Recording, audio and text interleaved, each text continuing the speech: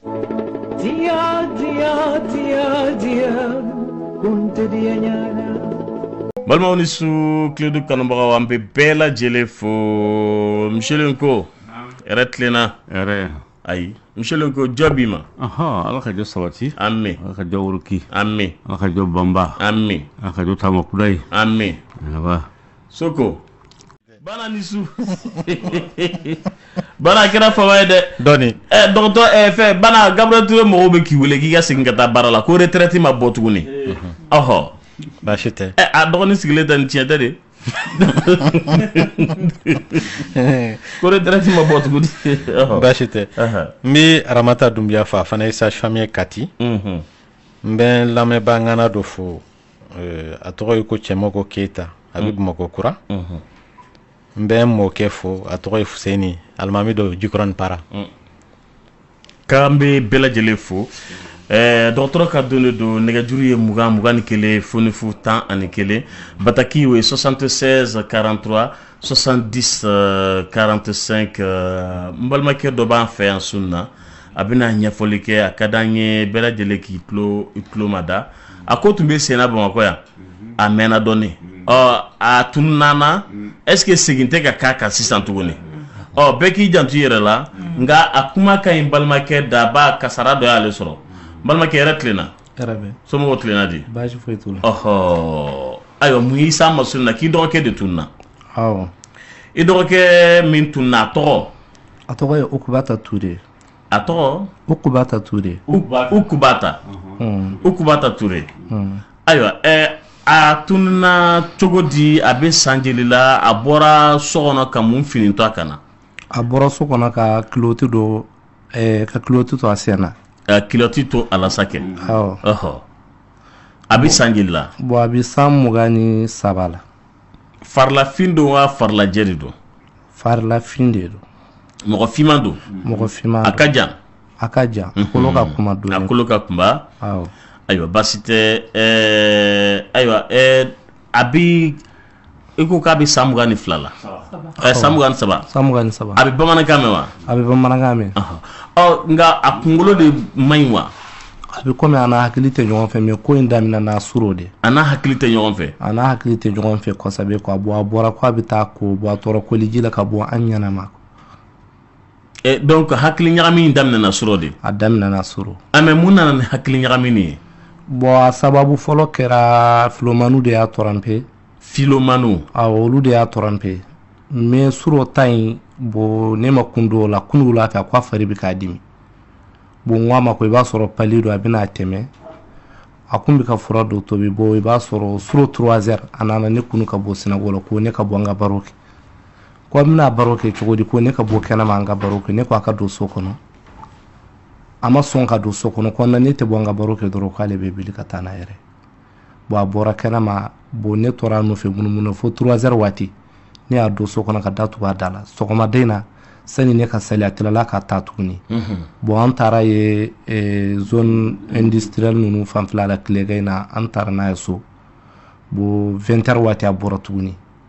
bon a bɔra waati min na an t'a dɔn na guloki b'a kan na wa a t'a kan na kiloti kɔni b'a la bon sisan t'a dɔn fini b'a kan na fini t'a kan na ne t'o dɔn bon a tununa a ma se k'a ye tuguni quoi mais a bɛ tɔgɔ jumɛn de laminɛ mɔgɔw bolo bon a tɔgɔ yɔrɔ ko bon ni ko Touré a bɛ se k'a lamɛn ni ko Ukubata fana a b'a lamɛn Ukubata Touré d'accord mais Filomani ninnu y'a gosi wagati jumɛn bon u y'a gosi ni sisan cɛ a bɛ sɔn ka kalo 4 bɔ quoi o ma janya dɛ n terikɛ u y'a gosi cogo di Filomani y'a gosi cogo di u ye mun de fɔ a ye bon ko u ye mun minɛ a la u ye mun minɛ a la u ye min fɔ a na ko k'olu ye karamɔgɔw ye ka bɔ Ɲɔrɔ k'olu ye karamɔgɔ de ye ka bɔ Ɲɔrɔ k'olu ye Buye ka kalandenw de ye k'u y'a ka hɛrɛ dɔ ye k'a kan ka saraka dɔ bɔ ko n'a y'o saraka bɔ k'a bɛ nin sɔrɔ k'a bɛ kɛ mɔgɔ ye hɛrɛ caman bɛ ye ka ɲɛsin a ma mais saraka dɔ bɛ se kɛ sababu ye ka o hɛrɛ ninnu ɲɛsin a ma wa ko daminɛ n'a ta u bɛ to k'a fɔ k'a ka wari ci u tora ka wari ci u ma fo wari taara 1,20,000 ni 20,000 ni 10,000 a y'o bɛɛ ci hɛrɛ ma dayɛlɛ foyi donc ko olu ye Buye ka kalandenw de ye k'olu sigilen bɛ Ɲɔrɔ u ye numéro di ale k'a ka to k'u wele numéro min na wa o ye numéro di bo wa wele numéro do la woni we numéro do fana dama abe wari ci numéro mina me o numéro nun tene bolo ya antaru be di papa mambi ma ku bina réquisition ke numéro nunu ngabo ama kibaru ya jonjon fana soro numéro nunu fana la donc depuis million keleni fin mine al wabi saba mine aywa o est-ce que te ga o de maja haklikane bo o de kera angayi ka fuku fendo kera la ma fe mu famia o de kera folo folo suro tay de kera filana de woni sancha bi komi kalo nani yo on be kalo duru aw aywa basite wele bla ni numéro bi bolo ni mo ko keri do ni yebraye oh ibise ka la soro mina jona bon ni mo ko min kera yebraye ibise ka an soro 76 62 76 62 57 07 ibise ke numéro kan 76 76 oui 62 57 07 oui aywa ko ka da bela jele kloga mo ko jantu yere la karamo bi weleli ke ka fo ko lu be bo nyoro ku dale snogola ko ala ye yele njigu kan ko giga janatige tabulo fo na fo giga mishifi man fa a fo giga bakoron blendi o giga bi wa bi oro ke war msenye me woli ba classe la me woni nyoronche u ka nyoro mistri lay donc o be soro ga numéro 10 ma kika ci orange money fe ko ni ya dirom na no li ya saraga doro ebe ke fenye 600 korokoroni nu mi wele giga directeur yi bi wele ki ministre yi en tout cas bon maintenant à dobetan yoro wakati dolo utumbe ka ke mo utun somina adabla la sisa ninde be na hakili jigi ka damne na tuguni ko beki jantu yoro lantrige ala ki droni ye nye dima ha amina nala sonama amina docteur nam ami sengana kuma ke sokono tambal mawku u jantu u yere la nye karamogo ninka karamogo Sulemana ka kalande nyewo nye sherifu ke ka kalande nyewo mogo te mogo min don mogo mi ma mogo min bila ci la o ke welete k'ale sugure la ke ka sanayele ke tun be so sanfɛ fo kabanogo la k'i ka nin bɔ itin dɔn ala ka hɛrɛ gagné ñi te bɔ ɲuman na ala ka bɛɛ lajɛlen kisa ma ha ko mɔgɔw k'u jantu yɛrɛ la n'i ma karamɔgɔ ci n'a y'i wele ko saraka bɔ i kana bɔ dɛ dɔgɔtɔrɔ kyste ovarien an bɛ kumala o de kan bi o y'a sugu jumɛn de ye ni ye musolakaw u ka bana ye mun bi kuruw kofɔ minnu bi falen fandayɔrɔ la n'a fɔra kisti yɛrɛ o kɔrɔ ye a bɛ se ka falen hadamaden fan bɛɛ fɛ ka taa kunkolo sɛmɛn na ka taa bila kɔnɔbaraminɛnw na ka taa bila golo ni kolo la ala bɛ falen kolo la mais n'a fɔra kisti ovarien o kɔni bi fandayɔrɔ de kofɔ musolakaw b'a dɔn kosɛbɛ parce que a ka gɛlɛn ka tile kelen ban ni dɔ m'an wele kisti ko kuma la nka kistiw fasugu ka ca a bɛ faamu a bɛ musolaka sugu jumɛnw de minɛ n'i ye muso 100 ta a bɛ se ka mɔgɔ 5 sɔrɔ donc a bɛ mɔgɔ hakɛ min minɛ a ka ca kosɛbɛ nka a yɔrɔ i b'a dɔn a changement yɔrɔ ye mun ye o de a b'i minɛ dɔw bi yelen k'a sɔrɔ i yɛrɛ ma bɔ a kalama kisti 100 sara o 100 sara i bɛ taa sɔrɔ 90 bi kɛnɛya u yɛrɛ ma k'a sɔrɔ a bɛ maa mun na yɛrɛ o tigi ma bɔ a bɔ kuma kalama a n'a ta kuma a bɛ faamu dɔgɔtɔrɔ a kun ye mun de ye ni ye kisti jateminɛ ovarien fasugu 2 don dɔ bɛ yen kisti fonctionnel bamanankan yɛrɛ la n'i ko fonctionnel a bɛ n'a fɔ farikolo yɛrɛ ka baara sen fɛ a bɛ se k'i sɔrɔ i b'a dɔn muso kelen bɛ fandayɔrɔ 2 de b'i la n'olu tɛ i tɛ laada ye n'olu tɛ fana i tɛ den sɔrɔ wa kalo o kalo labɔ sen fɛ yɛlɛma dɔw de bɛ don fandayɔrɔ in na k'a d'a kan a bɛ n'a fɔ pɔsi fitinin o de bɛ fandayɔrɔ in na forokoniw de b'u kɔnɔ fanw de b'u la muso fanw de b'u kɔnɔ kalo o kalo i bɛ taa sɔrɔ farilaji dɔw bɛ bɔ kunkolo sɛmɛn na o de bɛ yen lasɔn walasa foroko ninnu kelen b'u cɛla mun bɛ kɔgɔ o bɛ sɔrɔ ka pɛrɛn fan bɛ bɔ o la donc a bɛ n'a fɔ muso bɛ fan tɔrɔ kalo o kalo siɲɛ kelen nka ni foroko ma se k'o baara kɛ sa fan in bɛ to a kɔnɔ yen nɔ a bɛ yɛlɛma ka kɛ kisti ye foroko dɔw fana bɛ yen i bɛ taa sɔrɔ hali ni fan in tɔrɔ la foroko mun kan ka yelen a tɛ yelen bilen a fana bi bayɛlɛma ka kɛ kisti ye o ye kisti sababu dɔw ye o tɛ fɛn jugumanw ye nka kisti fasugu wɛrɛ bɛ yen n'o ye organique ye mɔgɔ ka teli ka opérer mun kama n'o ye sidɔnbaliw ye i bɛ taa sɔrɔ fandayɛrɛw yɛrɛ de yɛlɛma dɔw bi don a la minnu ye yɛlɛma jugumanw ye k'a d'a kan i bɛ taa sɔrɔ hadamaden yɛrɛ la souche bamanankan na a bɛ fɔ o ma cogo di mɛ a sun hadamaden sun kan ka kɛ yɔrɔ dɔw la u bɛ t'u yɛrɛ sɔrɔ fandayɔrɔ la ka kɛ kuru ye misali la i bɛ taa sɔrɔ kuru dɔ bɛ fandayɔrɔ la a falen don hadamaden ɲin na walima kunsigi walima farilasi yɛrɛ walima hali i golo wala i farila sogo don donc o bɛ kɛ kuru ye fandayɔrɔ la donc o sababu jɔnjɔnw dɔnnen tɛ ten nɔ dɔw yɛrɛ bɛ bayɛlɛma ka kɛ bon ye fandayɔrɔ la. dɔgɔtɔrɔ o de y'a to kunsigi bɛ taa falen yɔrɔ dɔ la u ɲin bɛ taa bɔ yɔrɔ dɔ la a bɔ yɔrɔ tɛ fɛn min ye yɔrɔ min ye wa. awɔ k'a sɔrɔ kunsigi kan ka n'a yɛrɛ sɔrɔ kunkolo la ɲin kan ka n'a yɛrɛ sɔrɔ da kɔnɔ i bɛ taa kuru sɔrɔ fandayɔrɔ la mun falen tɛ foyi la foroko dɔ hɛ mun falen tɛ foyi la a bɛ n'a fɔ n'i ye mɔgɔ kunsigi di mɔgɔ 3 kunsigi di k'olu kɛ forokonin dɔ kɔnɔ ale ni k'u ɲin bɔ k'u kɛ foroko dɔ kɔnɔ voilà. ayiwa a bɛ faamu dɔgɔtɔrɔ nka a bɛ dɔn cogo di k'a fɔ ko ayiwa ni musolaka in kyste ovarien bɛna sɔrɔ ko a b'a la n'a yɛrɛ ta kalama a bɛ dɔn cogo di. a bɛ dɔn cogoya min na k'a fɔ bana in b'i la bon a ka ca musolakaw la mun t'a dɔn k'a fɔ a b'u la parce que tamasiyɛn tɛ dɔw la nka ni tamasiyɛn min bɛ minnu la sa i bɛ taa sɔrɔ kɔnɔdimi bɛ to k'a sɔrɔ barakɔrɔla la dɔw ta yɛrɛ bɛ kɛ gangi kɔnɔdimi ye nka tamasiyɛn jɔnjɔn min bɛ kuruw yɛrɛ kofɔ fandayɔrɔ la o de ye k'a fɔ i ka laada tɛ kɛ a cogo la bilen maa mun ka laada tun ye tile 4 ye i b'a ye a bɛ dan tile 2 ma walama tile 1 wala laada yɛrɛ bɛ tigɛ walama a bɛ se ka kɛ laada yɛrɛ bɛ cun a bɛ na siɲɛ caman kalo kɔnɔ bon maa dɔw ta i bɛ taa sɔrɔ a bɛ dumunikɛbaliya bil'u la walama a bɛ sɛgɛn bil'u la hali ni dimi tɛ barakɔrɔla la i bɛ taa sɔrɔ a giriyalen don u ɲɛ kɔrɔ dɔw yɛrɛ b'a fɔ est-ce que n lajɔlen tɛ jango n'o y'a sɔrɔ laada tɛmɛna a tigi a ma kan bon maa dɔw ta a bɛ kɛ sababu ye ni a bonyana ka sugunɛ yɔrɔ in dɛrɛ a tigi sugunɛ misɛnmanin kɛ b'a sɔrɔ walama a tɛ se ka sugunɛ kɛ don dɔ la kisti bɛ se ka bonya ka banakɔtaga yɔrɔ fana dɛrɛ o la a tigi kɔnɔja b'a minɛ maa dɔw ta i bɛ taa sɔrɔ n'u bɛ furubato kɛ a bɛ dugu la bon muso dɔw yɛrɛ i bɛ taa sɔrɔ u kumakan kun ye muso kumakan ye nka a ba yɛlɛmana ka kɛ cɛ kumakan ye n'a tigi yɛrɛ b'i kɛrɛfɛ n'a kumana ni ɲɛ t'a la i b'a fɔ ko cɛ de bɛ ka kuma i kɛrɛfɛ. dɔgɔtɔrɔ donc i kɔrɔbayalen sisan i ye peut-être bogotigini ye san 18 san 20 sɔrɔ a kumakan bɛ se ka yɛlɛma wa. awɔ k'a sababu kɛ hormone dɔw de bɛ fari la n'i ye muso ni cɛ jateminɛ hormone fasugu kelen de b'an bɛɛ fari la an denmisɛnninlama danfara bɛ k'an ni ɲɔgɔn cɛ wagati jumɛn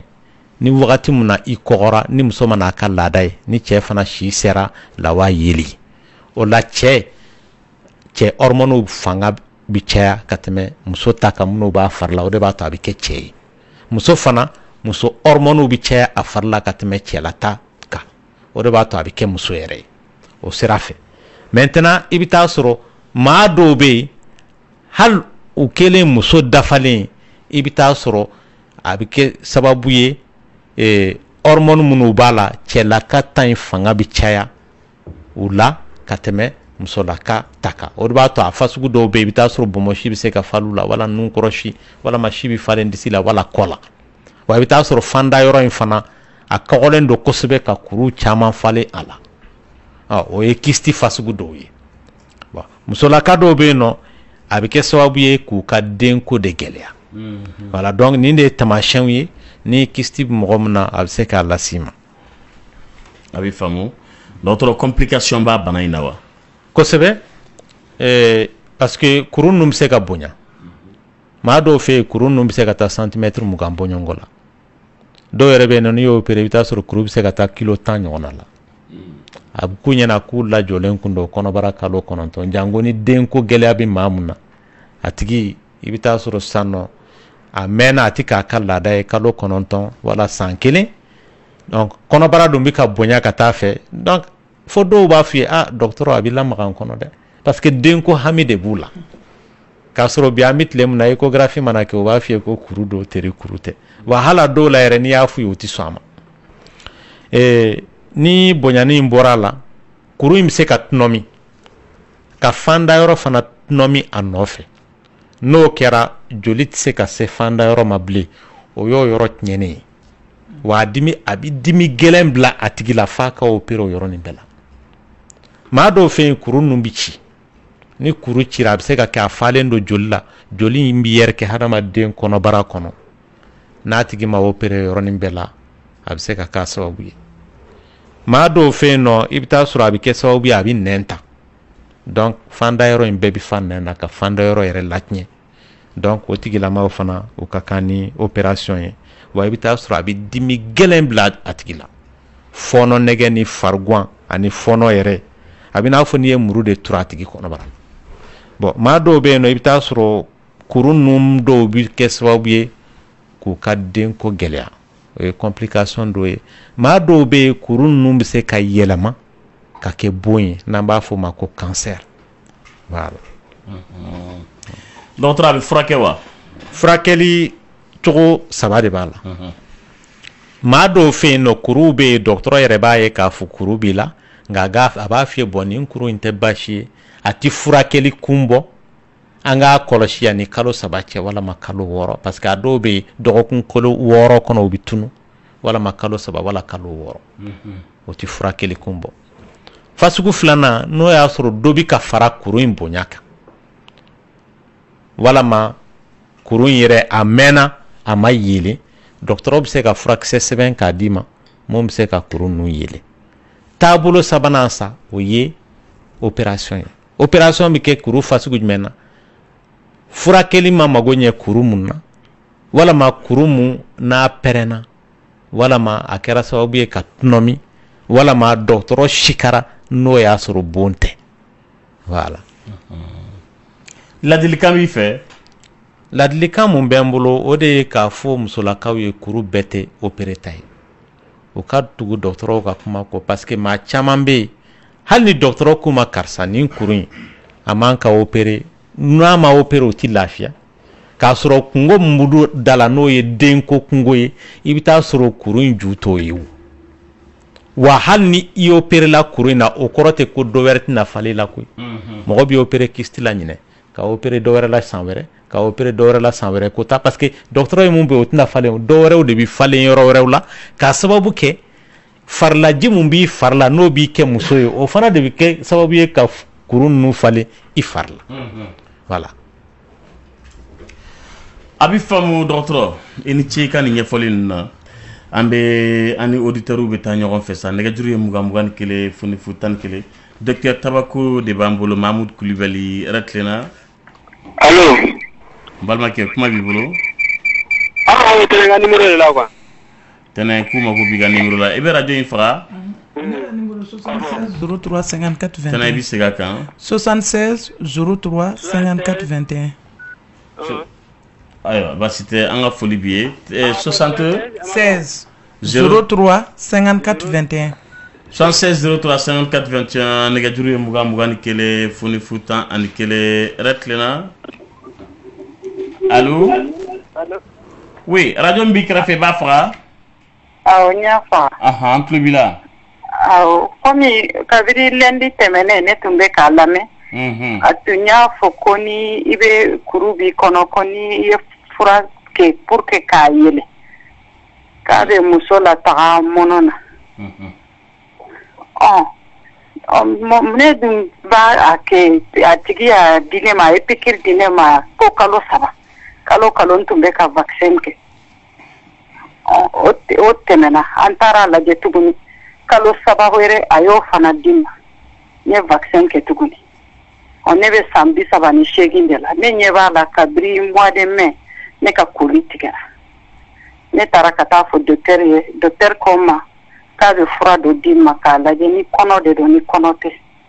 ni kɔnɔ don ko a tɛ na mais ni kɔnɔ tɛ k'a bɛ règle bɛ na a ye fura in sɛbɛn ne kun ne y'a ta règle na kabiri o bɔra a la dɔrɔn fo sisan juin ola anana amma segin kana tuguni ne bɛ fɛ k'a dɔn ne taara mɔnɔ de la wa wala ne ma taga la ne dun filɛ san 38 de la n'o y'a kɛ denko de kama o de bɛ ne fɛ ka ko fibrome de b'i la wa kisti bon ale ka mɔnɔ mun fɔ i ménopause de y'a lamɛn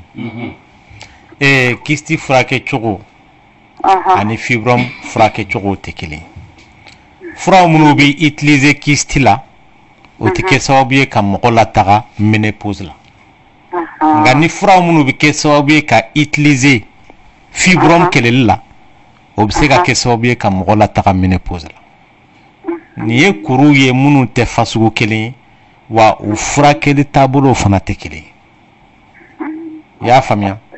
ayiwa basi awɔ ayiwa ani baraji aw ka émission ka d'an ye ala k'aw bolo mɛn aw ka baara la amin ya rabi ala ka hɛrɛ k'an n'aw ye amin ala ko duwawu minɛ an bɛɛ lajɛlen ma nɛgɛjuru ye 21 fonifu 11 dɔgɔtɔrɔ ayiwa an balimaw ka batakiw fana cayara kosɛbɛ kosɛbɛ ɲininkaliw ka ca fana nin tigi ko ayiwa ko ale a kɔmɔkiliw k'olu ka jan n'ale maaya ye o repos ko o kɔrɔ ye mun ye k'a ni fana ko n'a bɛ a furubato la ko i n'a fɔ a yɛrɛ sɔrɔ tuma ko fɛn dɔ de bɛ ale ka éjaculation bloqué ko o kɔrɔ ye mun ye ko lawa tɛ bɔ a cogo la a caman bɛ yen nɔ ni a tigi ma lajɛ a tɛ se k'a dɔn mun dɔn k'a d'a kan i bɛ taa sɔrɔ hami caman bɛ mɔgɔw la m'o lamɛn u b'a kɛ kungo ye i bɛ taa sɔrɔ maa fanbaw kungo tɛ parce que u t'a dɔn dɔrɔn parce que u tɛ dɔgɔtɔrɔ ye n'o tɛ a caman na minnu bɛ nin kuma fasugu fɔ n ye fɛn fɛn ye lamɛn n b'a sɔrɔ bana t'u la yɛrɛ u kun m'a faamuya nka mɔgɔw yɛrɛ de bɛ ko dɔw kɛ il faut que maaw de k'a b'u kun na k'a fɔ karisa bɛ cogoya min na il faut que ne ka kɛ ten ayi parce que u bi n'u ye u terikɛ dɔ ye n'u bɛ cogoya min na olu yɛrɛ fɛ u bɛ ten de u kan ka kɛ ten de o tɛ maaya ye koyi e terikɛ il est normal la ou bien il est anormal parce que u b'u sanga ɲɔgɔn ma de walama mɔgɔ dɔw bɛ yen i bɛ taa sɔrɔ i bɛ hakɛ to muso dɔ b'u bolo o deni bɛ cɛ dɔ la a ye mun ye o la a m'o ye olu na olu fana b'u yɛrɛ kɛ jagoya banabaatɔw ye k'a sɔrɔ mɔgɔw mana kɛ cogo o cogo aw tɛ kelen ye a bɛ n'a fɔ sisan nɔ ne janya ye 1m65 mɔgɔ dɔ janya ye 1m2 ye an fila cɛla o jumɛn de ye norme ye de lamini mais ni ne ko tant que ne ma 2 mètres tigi in janya sɔrɔ ne tɛ mɔgɔ dafalen ye o don ayiwa misilen ko i ni tɛnɛ nin yɔrɔ de ye nin ye han ko ale kɔni furulen don a ko nka ale ɲɛ bɔra kamalennin dɔ fɛ ko o ye garisɛgɛ d'ale ma kalo 2 a k'ale cɛ bɛ faransi de han a ko yala k'a kɔnɔ tiɲɛ wa a kana kɔnɔ tiɲɛ a ko walayi k'a k'a dɛmɛ a y'a sɛbɛn ten walayi a ye n dɛmɛ n kɔni tɔgɔ filila tɛnɛ kuma b'i bolo Lamine ne bɛ min fɔ a ɲɛna a kana kɔnɔ tiɲɛ n'a ma ɲɛ kɔnɔ taara ka ban a kana kɔnɔ tiɲɛ dɛ ne bɛ awɔ a kana kɔnɔ tiɲɛ cogoya si la mais a ye min kɔni kɛ a jo t'a la i b'a dɔn i bɛ furu la n'i y'a dɔn k'a fɔ i tɛ ɲɛ nin sugu kɔ i b'i planifier bɛ fan bɛɛ fɛ a jo t'a la bi a jo t'a la sini mais kana kɔnɔ tiɲɛ kɔni o tɛ solution ye parce que ale b'a dɔn n'a ye kɔnɔ tiɲɛ a bɛna den wɛrɛ sɔrɔ tuguni wa a tɛna den wɛrɛ sɔrɔ tuguni ale b'o dɔn wa ale b'a dɔn to kɔnɔ tiɲɛ in kɔnɔna na fɛnɛ n'a bɛ to a la wa nafa t'o la a kana kɔnɔ tiɲɛ monsieur ko fana ko ten wa awɔ kɔnɔ in man ka tiɲɛ a man ka tiɲɛ sɔrɔ ma jɛn n'a ye donc a ka den to yen f'a ka se ni a sera ni cɛ bɛ min kɛ o tɛn'o kɛ wa ayiwa awɔ a kana jɔrɔ o la kɔni dɔgɔtɔrɔ fana ko ten wa kɔn tɛ tiɲɛ dɛ a bɛ n'a fɔ kojugu fila n'i ye kelen kɔni kɛ i t'a dɔn ma n'i ko k'i bɛ kɔnɔ tiɲɛ k'o na kɛ kojugu fila ye voilà ayiwa basi tɛ o kɔrɔ ko n balimamuso k'i kana garisɛgɛ min sɔrɔla i fɛ k'i kana a bɔ yen o y'a fɔ cogo di dɔgɔtɔrɔ ko priapisme ye mun fura de priapisme tɛ fura tɔgɔ ye bana tɔgɔ de don maa dɔw bɛ yen a ka teli ka denmisɛnninw de sɔrɔ i bɛ taa sɔrɔ i bɛ hakɛ to maaya de bɛ wuli a tɛ jigin a bɛ se ka heure caman k'o la donc a bɛ kɛ sababu yɛrɛ ka maaya tiɲɛ voilà basi tɛ nɛgɛjuru ye 20 ni 1 fonifu 10 ani 1 voix du cœur do dɔgɔtɔrɔ Kulibali tulo b'i la heure kelen ale taara ayiwa nɛgɛjuru ye 20 ni 1 fonifu 10 ni 1 k'an ka foli bɛ segukaw ye su in na heure tilenna allo oui an tulo b'i la n b'a ni su awɔ i b'i da ɲɛsin ka téléphone ma k'a ɲɛfɔ an ye i b'i da ɲɛsin téléphone ma k'a ɲɛfɔ an ɲɛna n b'a ni su oui an tulo b'i la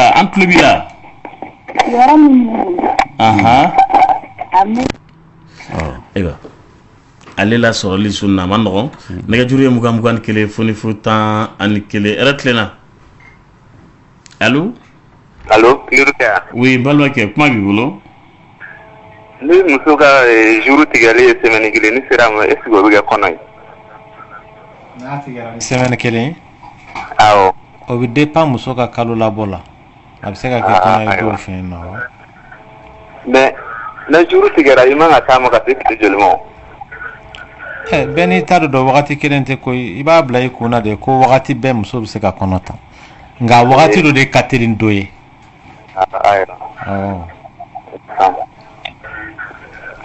n cɛ weleli la nɛgɛjuru ye 20 ni 1 fonifu 10 ni 1 heure tilenna tɔɔrɔ si tɛ kuma b'i bolo alhamdulilah bɛ fɛ ka question dɔ de poser a kun ni muso jiginna sisan nɔ yɔrɔ a bɛ tile 40 yɔrɔ sɔrɔ a bɛ k'a bɛ tile 40 kɛ donc tile 40 kɔfɛ sisan nɔ yala mɔgɔw bɛ se ka gɛrɛ a la ka gɛrɛ a la waati jumɛn ni waati jumɛn na sira jumɛn fɛ kafoɲɔgɔnya sira fɛ ayiwa o to comme e fɛ k'a fɔ silamɛya sira fɛ wa ou bien bamananya sira fɛ wa ou bien dɔgɔtɔrɔya sira fɛ de parce que tile 40 min fɔ garisɛgɛ kana teliya quoi bon garisɛgɛ kana teliya ye o ni tile 40 tɛ ɲɔgɔn ɲɛ sira la o tile 40 ye sariya dɔ de ye k'a jira k'a fɔ muso saniyalen tɛ mɔgɔ man ka s'a ma mais garisɛgɛ sɔrɔli wagati kelen tɛ dɔw bɛ yen nɔ tant que u bɛ ka sin di den ma fo kalo 6 garisɛgɛ tɛ sɔrɔ dɔw yɛrɛ b'a sɔrɔ ka kɔn o ɲɛ parce que mɔgɔw ka laada seginni cogo la jiginni kɔfɛ fasugu kelenw tɛ dɔw bɛ se ka jigin sisan kalo kelen o kɔfɛ laada bɛ segin ka na dɔw yɛrɛ tant que sin ma tigɛ ka bɔ den da laada tɛ na i y'a faamuya wa voilà y'a faamu ok ma se yɔrɔ mun dɔn n'ala sɔnna ma dɔgɔtɔrɔ kamalen ko k'ale bɛ san 25 la ayiwa ko éjaculation précoce de b'a la k'a ni fana ko a maaya yɔrɔ lamini ninnu b'ale siɲɛ de k'ale b'o siɲɛ o ko siɲɛ k'a tun bɛ fɛ k'a fɔ a baramɔgɔw ye ko mais k'a b'a fɔ jɔn de ye a fa wa a ba k'a yɛrɛ t'a dɔn vraiment ko kɔnɔrɔfili b'a la ko fura jumɛn de b'o la k'i k'a dɛmɛ ko ye kɔnɔ ta ale tɔɔrɔlen bi dɛ bon éjaculation précoce ko kuma mun filɛ nin y'a da mais caman bɛ yen nɔ a sababu ye mun ye u bɛ fama furubato ma dɔrɔn voilà maintenant parce que plus mɔgɔ bɛ fama furubato ma i bɛ taa sɔrɔ nɛgɛ bɛ bonya kojugu donc éjaculation précoce b'a tigi minɛ dɔw ta a bɛ dépend furubato yɛrɛ kɛcogo la o bɛ k'a kɛ i bɛ taa sɔrɔ dogo la teliya la a bɛ t'u la bon maa dɔw i bɛ taa sɔrɔ a filɛ ka siyɛnni ko kuma mun fɔ infection de b'o kɛ ani kaba nɛgɛjuru ye 20 ni 1 fonifu 10 ani 1 voix du cœur do radio Club heure tilenna allo oui ne ba i bɛ radio ni i bɛ a faga awɔ an to tonton Dramé an to awɔ ne da Kumba Dramé ka bɔ Kalabankura ayiwa Dramé ne mago bɛ y'o ka numéro de la sugunɛkɛ de furakɛla tɛnɛ i denkɛ i dɔgɔkɛ ka numéro awɔ i y'o ka numéro 76 97 49 71 seg'a kan 76 97 49 71 o ye i ye ka numéro ye a bɛ sugunɛ ji fura de bɔ k'i ka segin a kan 76 97 49 71 an bɛ Sikasokaw bɛɛ lajɛlen fo awɔ k'an b'o fɔ n tɛ weleli la Michel ko lusi tɔgɔ n ko kan na la louche awɔ ko o bɛ fɔ cogo di n ko la lusi bɛ kɛ ka awɔ ka fɛn suman bɔ kɛ ka nasuli wa awɔ u bɛ nasuli a fila bɛɛ bon an kɔni b'a wele ko nasulila n'a bɛ sɔrɔ n'a ye dɔ bɛ yen kini bɛ bɔ n'o ye o tɛmɛlama don quoi o wɔni b'o la kini bɛ bɔ n'o ye mɛ dɔ bɛ yen nɔ o galamalama don n'a bɛ sɔrɔ n'o ye an kɔni b'a wele ko nasulila dɔw b'a fɔ ko nasuli bɔ kutu mɛ kutu ye i b'a fɔ ko binka n'i ko binka o de bɛ faamuya o ye cuillère ye quoi ale de don nasolila tɛnɛ ale de sɔrɔ n'a ye dɔ in bɛ kini bɛ bɔ n'o ye quoi o tɛmɛlama don kini bɛ bɔ n'o dɔgɔtɔrɔ k'a bɛ bɛɛ lajɛlen a b'a dɔn a ye hakili jigin mun na Lamini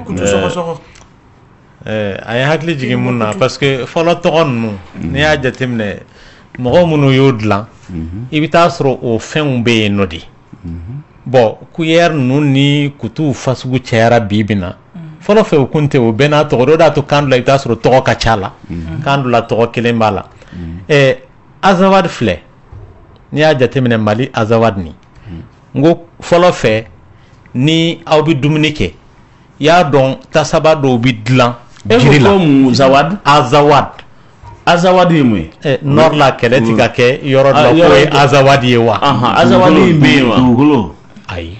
azawadi yɛrɛ i bɛ taa sɔrɔ kan in na tamasiyɛn kan de don azawad o kɔrɔ de ye fɔlɔ fɛ ni mɔgɔw bɛ dumuni kɛ jiri tasaw de bɛ yen kunan kulu dɔw de bɛ yen nɔ a yɔrɔnin man bon yɛrɛ yɔrɔ jumɛn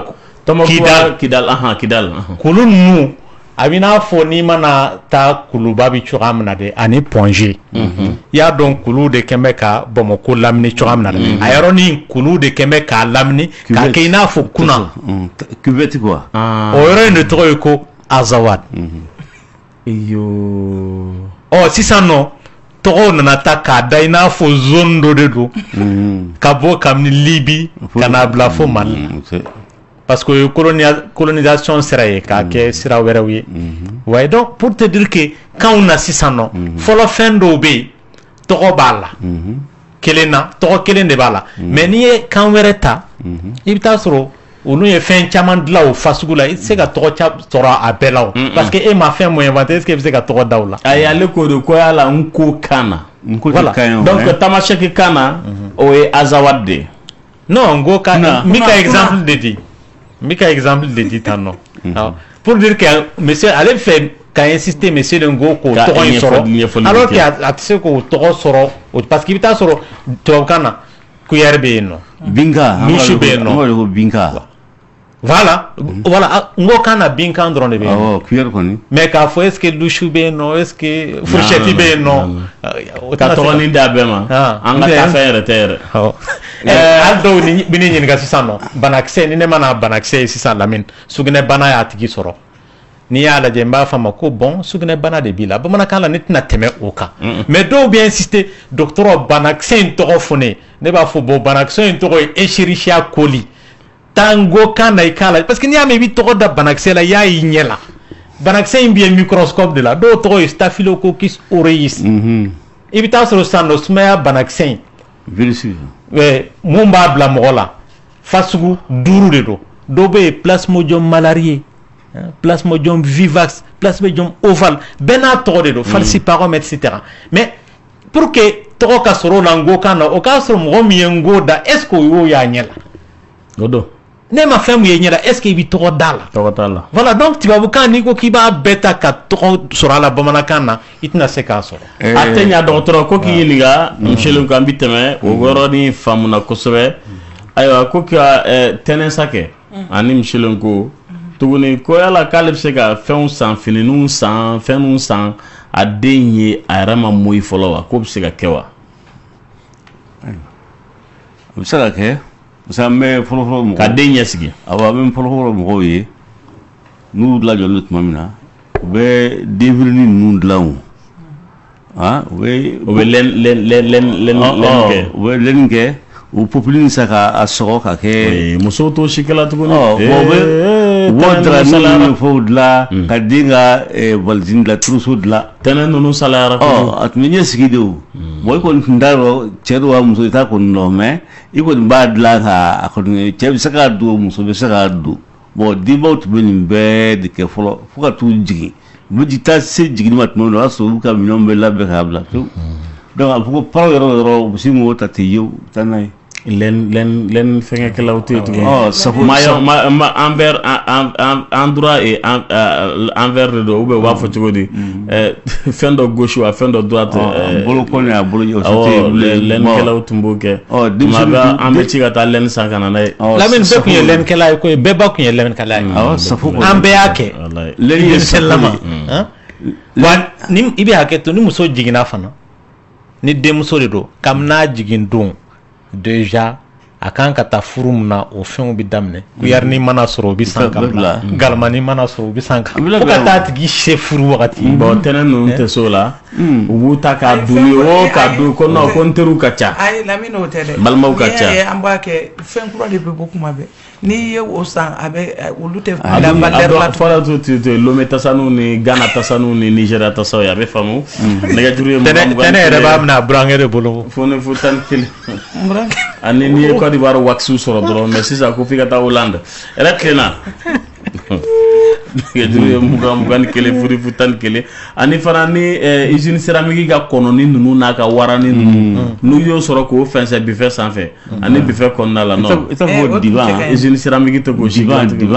ok divan tun bɛ so kɔnɔ e ka mun souvenir bɛ nin ko la tɛ sabali wa ani giri dɔn ou bien e bɛ ni musokɔrɔba ta de n fana ye dɔ ye koyi mun fɛn tɛ tɛnɛ Libéria tasa ninnu ye wa Libéria tasa ne m'a ye denmisɛnninama Libéria tasa bɛ cogo di Lamine awa y'a ye a bɛ cogo di a ɲɛfɔ n'Ala sɔnna nɛgɛjuru ye 21 fudi lala ni bonne fu tasa ye oui ala allo oui kuma b'i bolo tɔɔrɔ tɛ ka wele k'aw fo dɔrɔn ne a foli diyara n ye an b'i fo kosɛbɛ tɛnɛ lala ni binɛfu dara an kɛ la ne ne t'a dɔn i y'a ye nɛgɛjuru ye 21 foni fu 11 yɛrɛ tilenna allo o taara tɛnɛ dugu kanbelenba dara an kɛ la ne Lamine ne t'olu dɔn sa olu ma kɛ ne tile la nɛgɛjuru ye 21 foni fu 11 olu bɛɛ bɛ Nigeria b'olu bɛɛ ɲɛ Libéria b'olu bɛɛ ɲɛ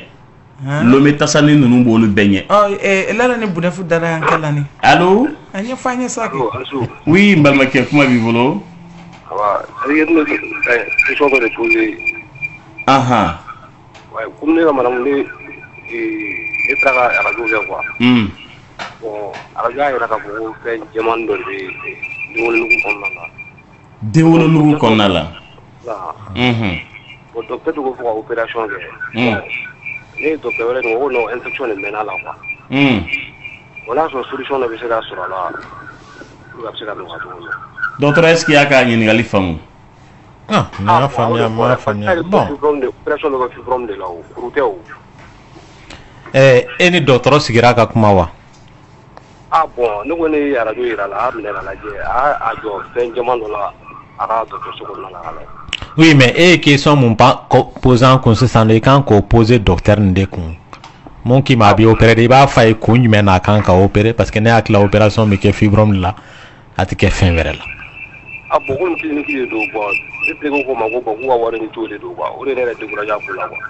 o jaabi tɛ ne bolo o kɔni i bɛ dɔgɔtɔrɔ de ɲininka mun de kama muso kan ka opérer i y'a faamuya wa opération tɛ ko nɔgɔ ye Lamine ni mɔgɔ bɛ se ka décision ta ten au contraire banabaatɔ yɛrɛ de b'a fɔ an k'o opérer an b'u ban k'o opérer parce que i b'a dɔn opération in t'a solution ye fo n'a kɛra minnu ta ye diyagoya ye an y'o ye a ka ca minnu ka denko bɛ gɛlɛya u bɛ taa jamana wɛrɛw la ka tila ka segin ka na u b'a fɔ i ko opérer i t'u opérer u bɛ tila ka den sɔrɔ k'a to donc pour dire qu'en réalité n'i y'a ye dɔgɔtɔrɔ kɔni ye décision ta c'est que a ye opération kun dɔ de ye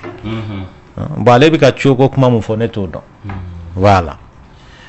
mais a kan ka question poser docteur nin ko munna i kan kan parce que mɔgɔ hali n'a tigi ma kalan hali ni kunfin don ni dɔgɔtɔrɔ bɛ n'i opérer a b'a f'i ye kun mun na i kan ka opérer kun mun na bana in b'i bali ko la a b'o bɛɛ ɲɛf'i ye bamanankan na i b'a faamuya cogoya min na ka wolonugu yɛrɛ dessin kɛ k'a jira i la nin fɛn in bi a bɛ se ka nin tɔɔrɔ in las'i ma n'i ma opérer fana a bɛ nin tɔɔrɔ in las'i ma ainsi de suite donc opération décision b'i yɛrɛ de bolo. a y'o faamu dɔgɔtɔrɔ k'ale sin de b'a ŋɛɲɛ ale b'o siɲɛ k'o siɲɛ k'o siɲɛ ko yala ko sin o ye fɛn façon jumɛn de natɔ ye ale ma n balimamuso ko bon mun ka teli ka o kɛ o ye allergie de ye parce que kabaw bɛ yen minnu bɛ dulon sin na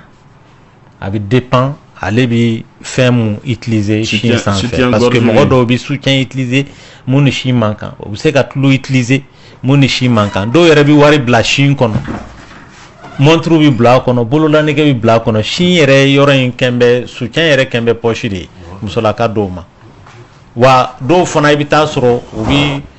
geni de dɔn mugu fasugu dɔ bɛ yen u bɛ to k'a kɛ voilà kasa duman ye donc u b'a fasugu bɛɛ utiliser dɔw bɛ yen nɔ u b'a utiliser sin na ani dɔw fari bɛ taa ni ɲɔgɔn ye mais ani dɔw fari tɛ taa ni ɲɔgɔn ye voilà. a bɛ faamu soutien man nɔgɔ nɛgɛjuru ye 20 ni 1 0 10 ani 1 yɛrɛ tilenna kuma b'i bolo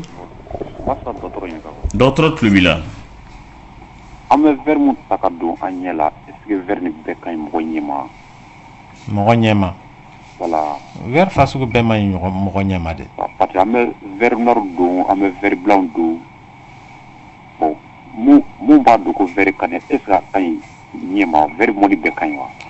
non verre bɛɛ ni a don kun de don verre noir nafa bɛ yen verre blanc fana nafa bɛ yen. bon mais ne an b'a dɔw don i n'a fɔ an bɛ moto k'an b'a boli k'a don fɔɲɔ ɲɛ ou bien bon k'a kɛ an yɛrɛ ka kamaliyakɛla ye quoi est ce que a ka ɲi. o yɛrɛ ɲininkali ne b'o poser yɛrɛ ko e yɛrɛ fɛ a ka ɲi wa e ka hakilila la e tɛ dɔgɔtɔrɔ ye dɛ mais e yɛrɛ fɛ a ka ɲi wa. bon ne ka an kɔni b'a don anw tɛ a défaut lɔn kosɔn n bɛ ɲininkala la. mais parce que n'i y'a ye i bɛ ka ne ɲininka i sikara de ne bɛ mun f'i ye moto bolilan tɛ verre ye o casque de dabɔra moto boli kama mais verrew bɛ yen minnu dabɔra tile kama walasa tile o de ye verre finman ye bon verre jɛman bɛ yen mun mɔgɔw b'o don suma la hali n'o y'a sɔrɔ verre jɛman i b'a don kɛnɛma la i bɛ taa sɔrɔ jɛman dɔw bɛ yen minnu u bɛ fin k'i to tile la u bɛ jɛya k'i to suma la. donc pour te dire que bon verre jɛman yɛrɛ ye sufɛ verrew de ye tile ti yɔrɔ min na sinon hali verre noirs bɛ yen minnu bɛ don kalo jɛ kama parce que kalo jɛ en réalité tile de bɛ kalo kan n'o bɛ jɛya o donc verre kɔni fanfɛla la n'i bɛ fɛ k'a dɔn mun adaptelen don i fari la ou pas i bɛ taa dɔgɔtɔrɔso de la i ka lajɛ i ni verre mun ka kan lamini anw fɛ yan nɔ mɔgɔw ti lajɛli gansan kɛ ten tant que ɲɛ ma fiyɛ ou bien kungo dɔ y'a sɔrɔ o la a bɛ sɔrɔ ka taa y'o t'a la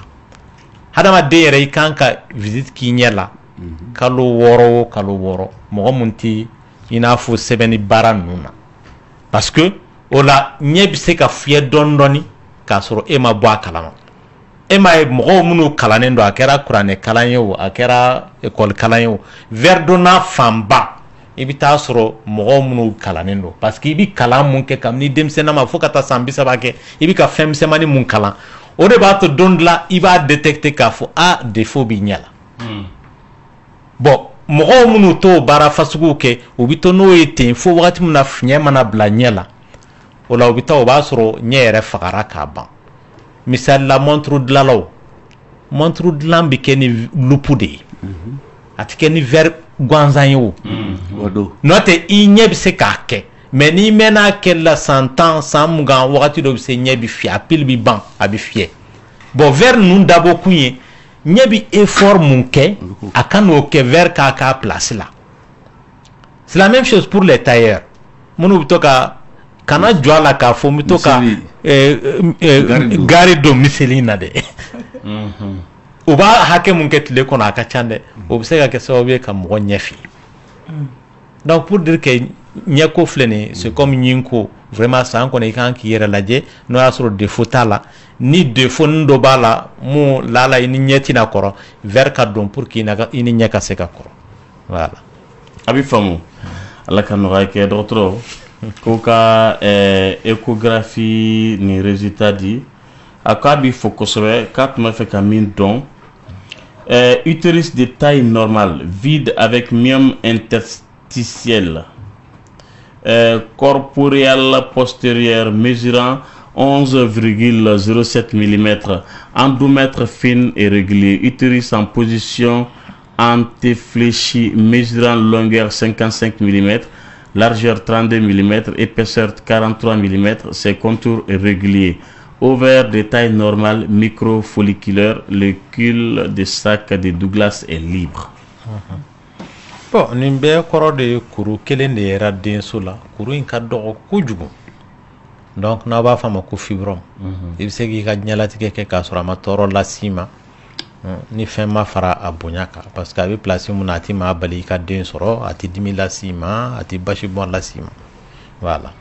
ni ɲɔgɔnna den tan bɛ se ka kɛ wolonugu la k'a sɔrɔ i yɛrɛ ma bɔ a kalama yɛrɛ n'i ma échographie kɛ voilà docteur est-ce qu'on peut vieillir et mourir sans prostate? Est-ce qu'on peut redevenir le même homme après une opération de prostate? Quoi qu'il faut? Bah, n'importe ale sera na prostate ye ça de parce que ni ale ɲininka bana wɛrɛ ti diɲɛ la prostate ko parce que a y'a mankutu de mɛn cogoya min na prostate ye farila sogo dɔ de ye organe de mun bi sugunɛ bara kɔrɔ nka i kɔrɔtɔ la bana bɛ se ka i golo minɛ cogoya min na a bɛ se k'i sɔn minɛ cogoya min na a bɛ se k'i biɲɛ minɛ cogoya min na bana fana bɛ se k'o yɔrɔ in de minɛ mais maintenant a ko yala ni opération kɛra o kɔfɛ o kama prostate ko est-ce que i n'a fɔ furubato sera ninnu fɛ i bɛ kɛ maa mais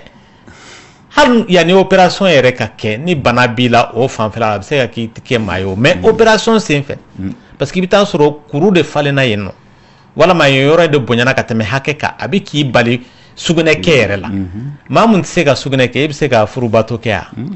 yan n ko b'i bali balo yɛrɛ de la opération kɛ kun ye i ka se ka sugunɛ kɛ nɔgɔw kana to i la yen nɔ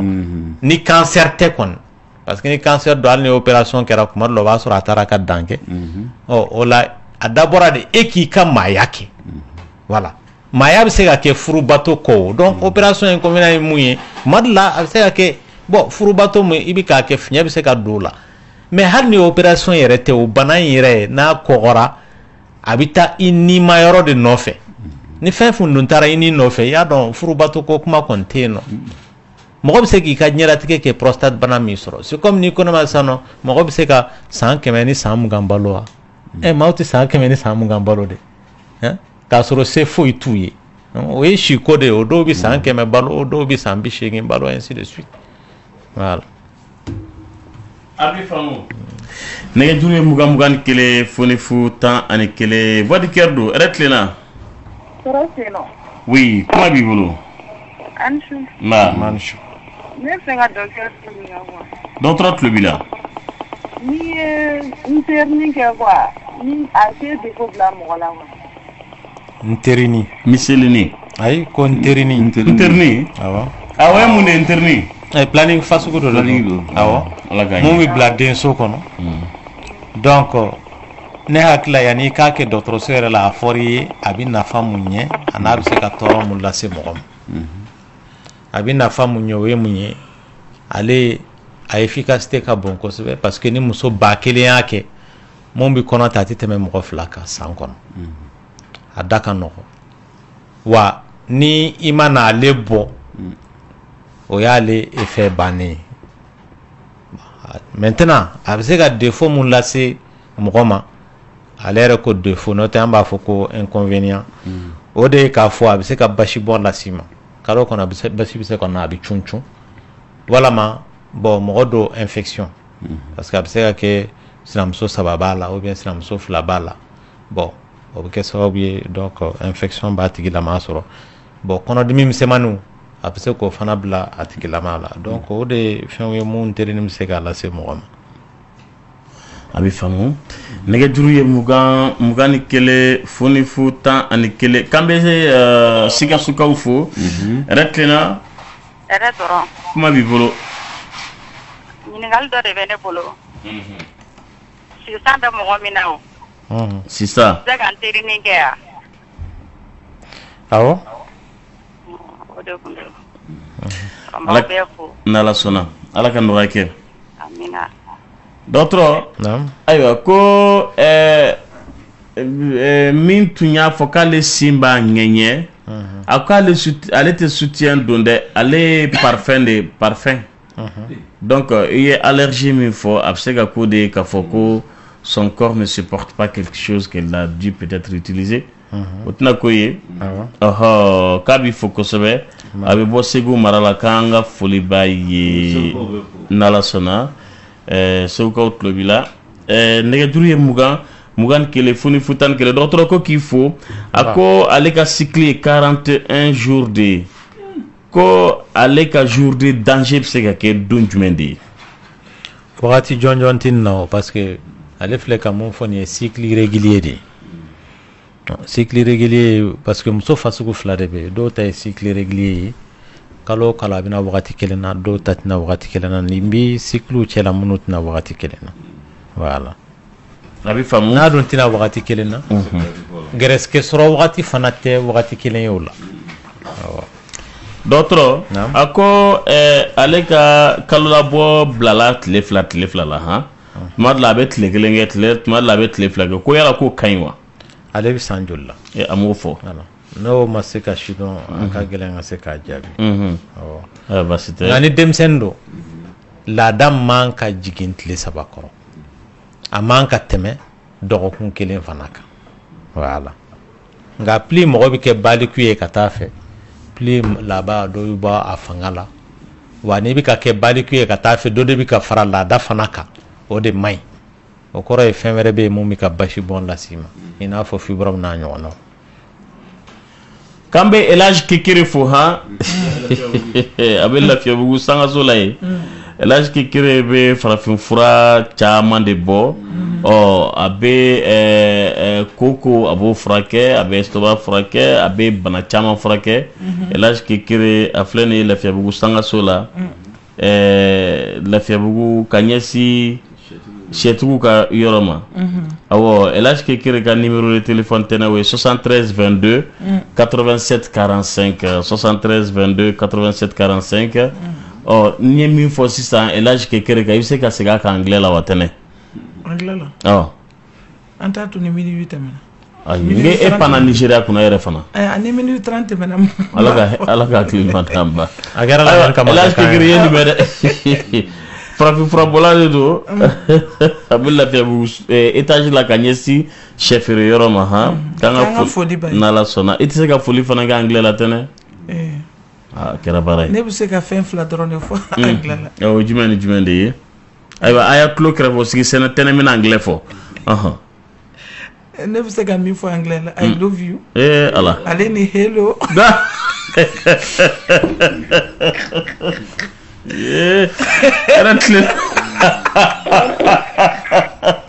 Allô? Awa ni ce.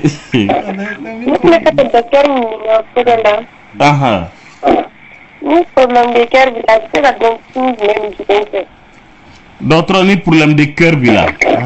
a bɛ se ka k'a bɛ se ka dɔn taamasiyɛn jumɛnw fɛ dɔgɔtɔrɔ problème de cœur nin wo a bɛ ka caya dɔɔnin sa Bamakɔ dɛ mun de bɛ ka kɛ dusukasiw de don wa stress de bɛ ka kɛ wa mun de don fɛn damadɔ bɛ yen nɔ minnu bɛ na ni sɔnko problème a bɛ ka denmisɛnninnakaw de sɔrɔ 25 20 25 30 35 a b'olu de couche la kosɛbɛ ka taa sababu fɔlɔ o de ye k'a fɔ fɔlɔ fɛ ni dusukunbana bɛ maa mun na dɔgɔtɔrɔw tun tɛ yen minnu ka baara y'o ye k'a dɔn k'a fɔ dusukunbana de b'a la donc u bɛ tɛmɛ k'a sɔrɔ mɔgɔ m'a dɔn dusukunbana de kɛra sababu ye o c'est comme gynécologue fɔlɔ fɛ césarienne tɛ yen mɔgɔ minnu sara k'a sababu kɛ césarienne dan ye olu dɔnnen tɛ o parce que a dɔnbaa kun tɛ yen fɛn filanan mun b'a kɛ o de ye k'a fɔ an bɛ tile mun na bi an ka dumuni kɛtaw cayara an ka dumuni an ka fɛn a tɔgɔ ye di farikolo ɲɛnajɛ dɔgɔyara fɔlɔ fɛ monsieur Lenko ninnu tile la u kun bɛ baw ni sagaw ni faliw gɛn sen na tuguni i y'a faamuya ka taa foro la sen na ka segin sen na n'i mago bɛ fali la i b'a gɛn sen na n'i bɛ fɛ ka baganw don so kɔnɔ i b'u gɛn sen na donc kana lajɛ maakɔrɔba san 70 san 60 mais i bɛ taa sɔrɔ a bɛ boli mun kɛ bi bɛna denmisɛnnin tɛ se ka tilancɛ ta tilancɛ kɛ ne m'a f'i ye Lamini ko ne y'a ye 100 mètres mɔgɔ bɛ Jakarta ta ka taa tasuma ta ka na tɛ wuli n'a ye o tigi bɛ sport kɛ yan maintenant donc sport dan yan ani dumuni duntaw n'o tɛ maliyɛn yɛrɛ tɛ mɔgɔ kumaba ye o Lamini dans le temps maliyɛn ye mɔgɔ ye mun dala kiɲɛnen don i bɛ taa sɔrɔ a fasalen tɛ a man bɔ n'a bɔra siya dama dɔ kɔ mais bi bina alimentation bɛ ka na an fɛ américains ta bɛ ka na donc mɔgɔ kumabaw bɛ caya Mali la ka tɛmɛ mɔgɔ jalamaniw kan chinois ka alimentation bɛ ka na yan nɔ français ta bɛ ka na donc hali hadamaden yɛrɛ farikolo kɛcogo an bɛ bolimafɛnw minnu utiliser an forme bɛ yɛlɛma ka kɛ o kɛbaaw ye i bɛ taa sɔrɔ sisan an bɛ tile min na mɔgɔw bɛ caya minnu épaule karilen don parce que saki girimanw minnu ordinateur kɛn bɛ ka saki kɔnɔna fa donc a tigi sanga ni wagati a bɛ k'o ta donc finalement kɛrɛ bɛ jɛngɛ de moto bolilaw donc ni mun bɛ ka moto boli n t'a dɔn u bɛ ka moteur de lamɛn wa ou bien fɛn don donc ni moto jɛngɛnna fan mun fɛ kunkolo bɛ jɛngɛ o fɛ tɛgɛ bɛ jɛngɛ o fɛ donc tɛgɛ wagalenw tɔɔra hali mobili bolila dɔw b'a kɛ Lamini i bɛ taa sɔrɔ a tigi mobili bolila non seulement vitre jigin t'a ɲɛ dɛ i bɛ taa sɔrɔ a kɛn bɛ ka vitre jigin ka tila k'a tɛgɛ labɔ kɛnɛ ma donc tellement a kɛrɛ bɛ jɛngɛ donc bon musow fanfɛla la i bɛ hakɛ to fɔlɔ fɛ maliyɛn muso kuna sigilan b'a la sisan maliyɛn muso sigilan t'a la bilen bɔbaran yɛrɛ pasilen don mobili kɔnɔ sigi kɔkuru Jakarta ka sigi donc fɔlɔ fɛ musow bɛ susuli mun kɛ o b'a to i bɛ taa sɔrɔ cɛkisɛ in bɛ kari wa n'u mana den bambu i bɛ taa sɔrɔ n'u ye kɔnɔ ta cɛkisɛ in mana kari n'u ye den bambu cɛkisɛ in bɛ segin a nɔ la o bɛɛ dabila la sisan parce que tubabuw minnu fɛ o habitude bɛ yen nɔ i bɛ taa sɔrɔ u bɛ sport kɛ fana minnu b'u fari sigi u cogo la donc an bɛ ka tubabu fariw ta alors que tubabu yɛrɛ bɛ fɛ ka segin ka na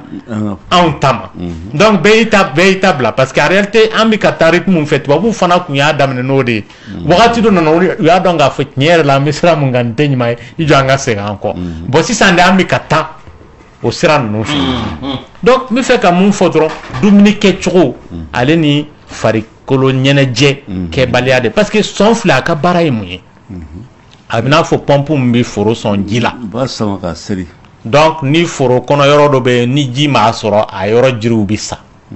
donc sɔn ka baara ye mun ye ka joli lataga i fari la ka taa kunsigi la ka taa bila senkɔnɔ na ni joli ma yɔrɔ yɔrɔ lasɔrɔ i fari la o bɛ kɛ bana ye a yɔrɔ bɛ sa maintenant mun b'a to sɔn bɛ se k'o baara in kɛ o k'a sɔrɔ joli sira ninnu dayɛlɛlen don ka ɲɛ k'u labila mun de bɛ joli siraw labila i bɛ farikolo ɲɛnajɛ mun kɛ ale ni i ti dumuni dun mun bɛ kɛn caya i fari la donc ne maa mun b'o kɛ joli siraw bɛ girin sɔn tɛ se ka joli lataga il faut que a ka effort ba kɛ plus fort sɔn bɛ effort. ayiwa baasi tɛ k'an bɛ Ayisa Kunde fo kosɛbɛ a ka dɔnkili tɛnɛ ni tɛnɛ y'a mɛn a bɛ kunfirifiri de kɛ yɛrɛ tilenna. dɔrɔn. ne ba kuma b'i bolo. ne bɛ fɛ ka ɲininkali dɔ de kɛ. ni sisan b'i la sisan n'i bɛ se ka ventolini fiyɛ. yala a bɛ se ka tɔɔrɔ lase mɔgɔ ma wa. ventolini ye sinzan fura de ye. a tɛ baasi foyi lase mɔgɔ ma. mais furakɛli fɛn fɛn a bɛ baasi lase mɔgɔ ma mais i bɛ taa sɔrɔ fura bɛ nafa mun ɲɛ i ye o de ka ca ka tɛmɛ a baasi kan o. n'o tɛ bana yɛrɛ mun b'i la o bɛ baasi mun lase ma fura t'a lase ma n ko de ye fura utiliser de kun ye. a pikiri fana dun. a bɛɛ ye kelen ye ne ba c'est comme ni kɔnɔma kunkolo de bɛ mɔgɔ la n'i ye paracetamol ta o bɛ baasi lase ma wa. avec femme nɛgɛjuru ye mugan ni kelen fonifu tan ale filɛ ka bantɔli mun fɔ ani pikiri bɛɛ parce que i bɛ taa sɔrɔ sinzantɔ i ka crise yan'a ka wuli i yɛrɛ b'a dɔn fɛnw minnu b'a lawuli walama n'i mana dɔn yɔrɔ min na o b'a lawuli donc i b'o utiliser o la a ti wuli walama n'i y'a wuli tɔ la ye komi ale crise n'a bɛ fɛ ka wuli mɔgɔ fɛ a b'a su dɔ i la n'i y'a fura utiliser. Hɛrɛ tilenna. Bonsoir. Oui, comment b'i bolo? Mais caman ba b'i ka radio makana wa? Ouais, je veux poser quelques questions au docteur s'il vous plaît. Bon, qu'est-ce que c'est que la stérilité secondaire? Ça c'est la première question. Deuxième question,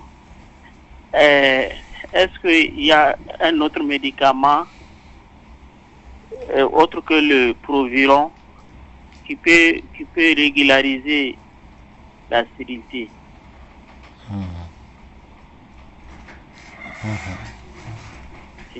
C'est tout? Ouais, c'est tout. Alors, i bɛ to lamɛnni la dɔgɔtɔrɔ. Oui. I bɛ se k'a jaabi? ale filɛ ka mun fɔ ko den sɔrɔbaliya secondaire mun filɛ nin ye a la o kɔrɔ ye a tigi delila ka den sɔrɔ ka kɔrɔ nka den sɔrɔbaliya y'a sɔrɔ sisan o de ye stérilité secondaire ye an yɛrɛ t'o terme utiliser bilen an b'a fɔ infertilité parce que n'i ko stérilité c'est comme a tigi tɛ se ka den sɔrɔ bilen an b'a fɔ denko gɛlɛyara de fo ni mɔgɔ min tɛ se k'a sɔrɔ bilen. Proviron furakɛli don a bɛ se ka lawa ko problème furakɛ a fanfɛla la ko yala fura wɛrɛ bɛ yen nɔ mun ka ɲi ka tɛmɛ o kan a bɛ dépend bana min b'a la o sababu la kɛ lawa ko problème fasugu ka ca maintenant ni sɛgɛsɛgɛli de kɛra o senfɛ i bɛ se k'a fɔ nin fura in de bɛ se k'a furakɛ dɔw yɛrɛ bɛ yen bana min y'a sababu ye f'a tigi ka opérer ainsi de suite voilà. Ayiwa hakili la ale t'a faamuna dɔgɔtɔrɔ. Ayiwa ko k'i fo kosɛbɛ han. Que les séquelles du paludisme après guérison peuvent-elles affecter sévèrement le cerveau? Enfin, quels sont les signes qui doivent amener à consulter en faveur du palud? Surtout en cette période hivernale. Ale ko ko ni farigan gɛlɛn y'i minɛ n'o ye sumaya ye a bɛ se ka tɔɔrɔ dɔw lase fiɲɛ dɔw bila i la wa o tɛ sumaya dɔrɔn ye koyi mɔgɔ o mɔgɔ ni farigan y'i sɔrɔ farigan man d'anw ye hali dɔɔni ni fari kaliyara ka se niveau dɔ la a bɛ fiɲɛ bila kunkolo la parce que kunkolo sɛmɛ fɛn dɔw bɛ yen ala ye maa da n'a ye. Dɔgɔtɔrɔ munna pali bana ni bana tɔw tɛ kelen ni pali bana y'i minɛ a b'i sɛgɛn dɛ i bɛ to ka kɛ mɔgɔ sugunin dɔ ye n'a juguyar'i ma i bɛ to ka kuma i yɛrɛ ma i t'i yɛrɛ bolo. I ko man di yɛrɛ ye mɔgɔ ko man di ye dumuni tɛ diya i da foyi den kelen tɛ bɛn i ma o yɛrɛ fana pali yɛrɛ tatɔ la ka jugu ni hali n'a bila ye fana ni pali bɛ ka bɔ i fari la tɛnɛ wa furakɛli fana bɛ pali taamasiyɛnw de bila i la fana non parce que e b'o de dɔn parce que an bɛ pali jamana dilan o de y'a to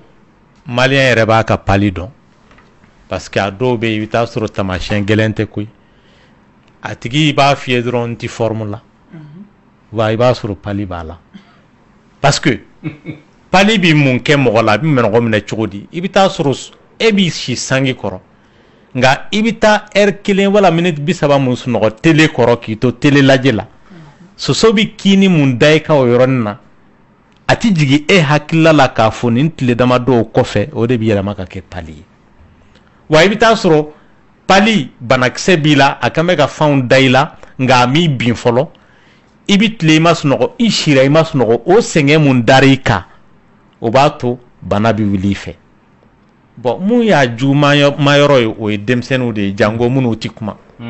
denmisɛnnin min b'a ka tulonkɛ la sɔgɔma o sɔgɔma i ɲɛ b'a la a bɛ deli ka munuma mun kɛ a t'o kɛ ka kɔrɔ n'a ko k'a bɛ yan ni dilan in sɔrɔ a b'i sɛgɛn lafiɲɛ bɔ fɔlɔ. O b'a sɔrɔ sumaya kɔgɔlen b'a la o de y'a to i m'a ye crise ka teli k'olu sɔrɔ bon ani muso minnu lajɔlen don parce que fanga bɛrɛ t'olu na n'o tɛ pali ka jugu bɛɛ ma jango maa mun n'o y'a sɔrɔ a tigilama tɛ pali ma yɔrɔ la ka kɔrɔ misali la e Lamine i taara tunga la Faransi e bɛna kalo kelen kɛ Mali la yan ka segin ni pali y'e sɔrɔ a ka jugu e de ma ka tɛmɛ ne kan ne mun bɛ soso ma yɔrɔ la mun b'o kɛ dɔgɔtɔrɔ? Non, parce que i farikolo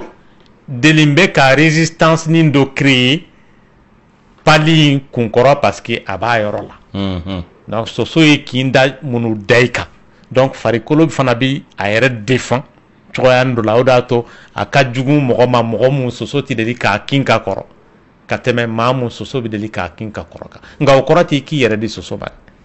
Parce que kunbɛ cogo kelen min bɛ pali la bi bi na o de ye soso ka n'i kin. Wa i ka wuli joona n'i y'a dɔn i ti forme la don min na ni kunkolo y'i dimi y'i minɛ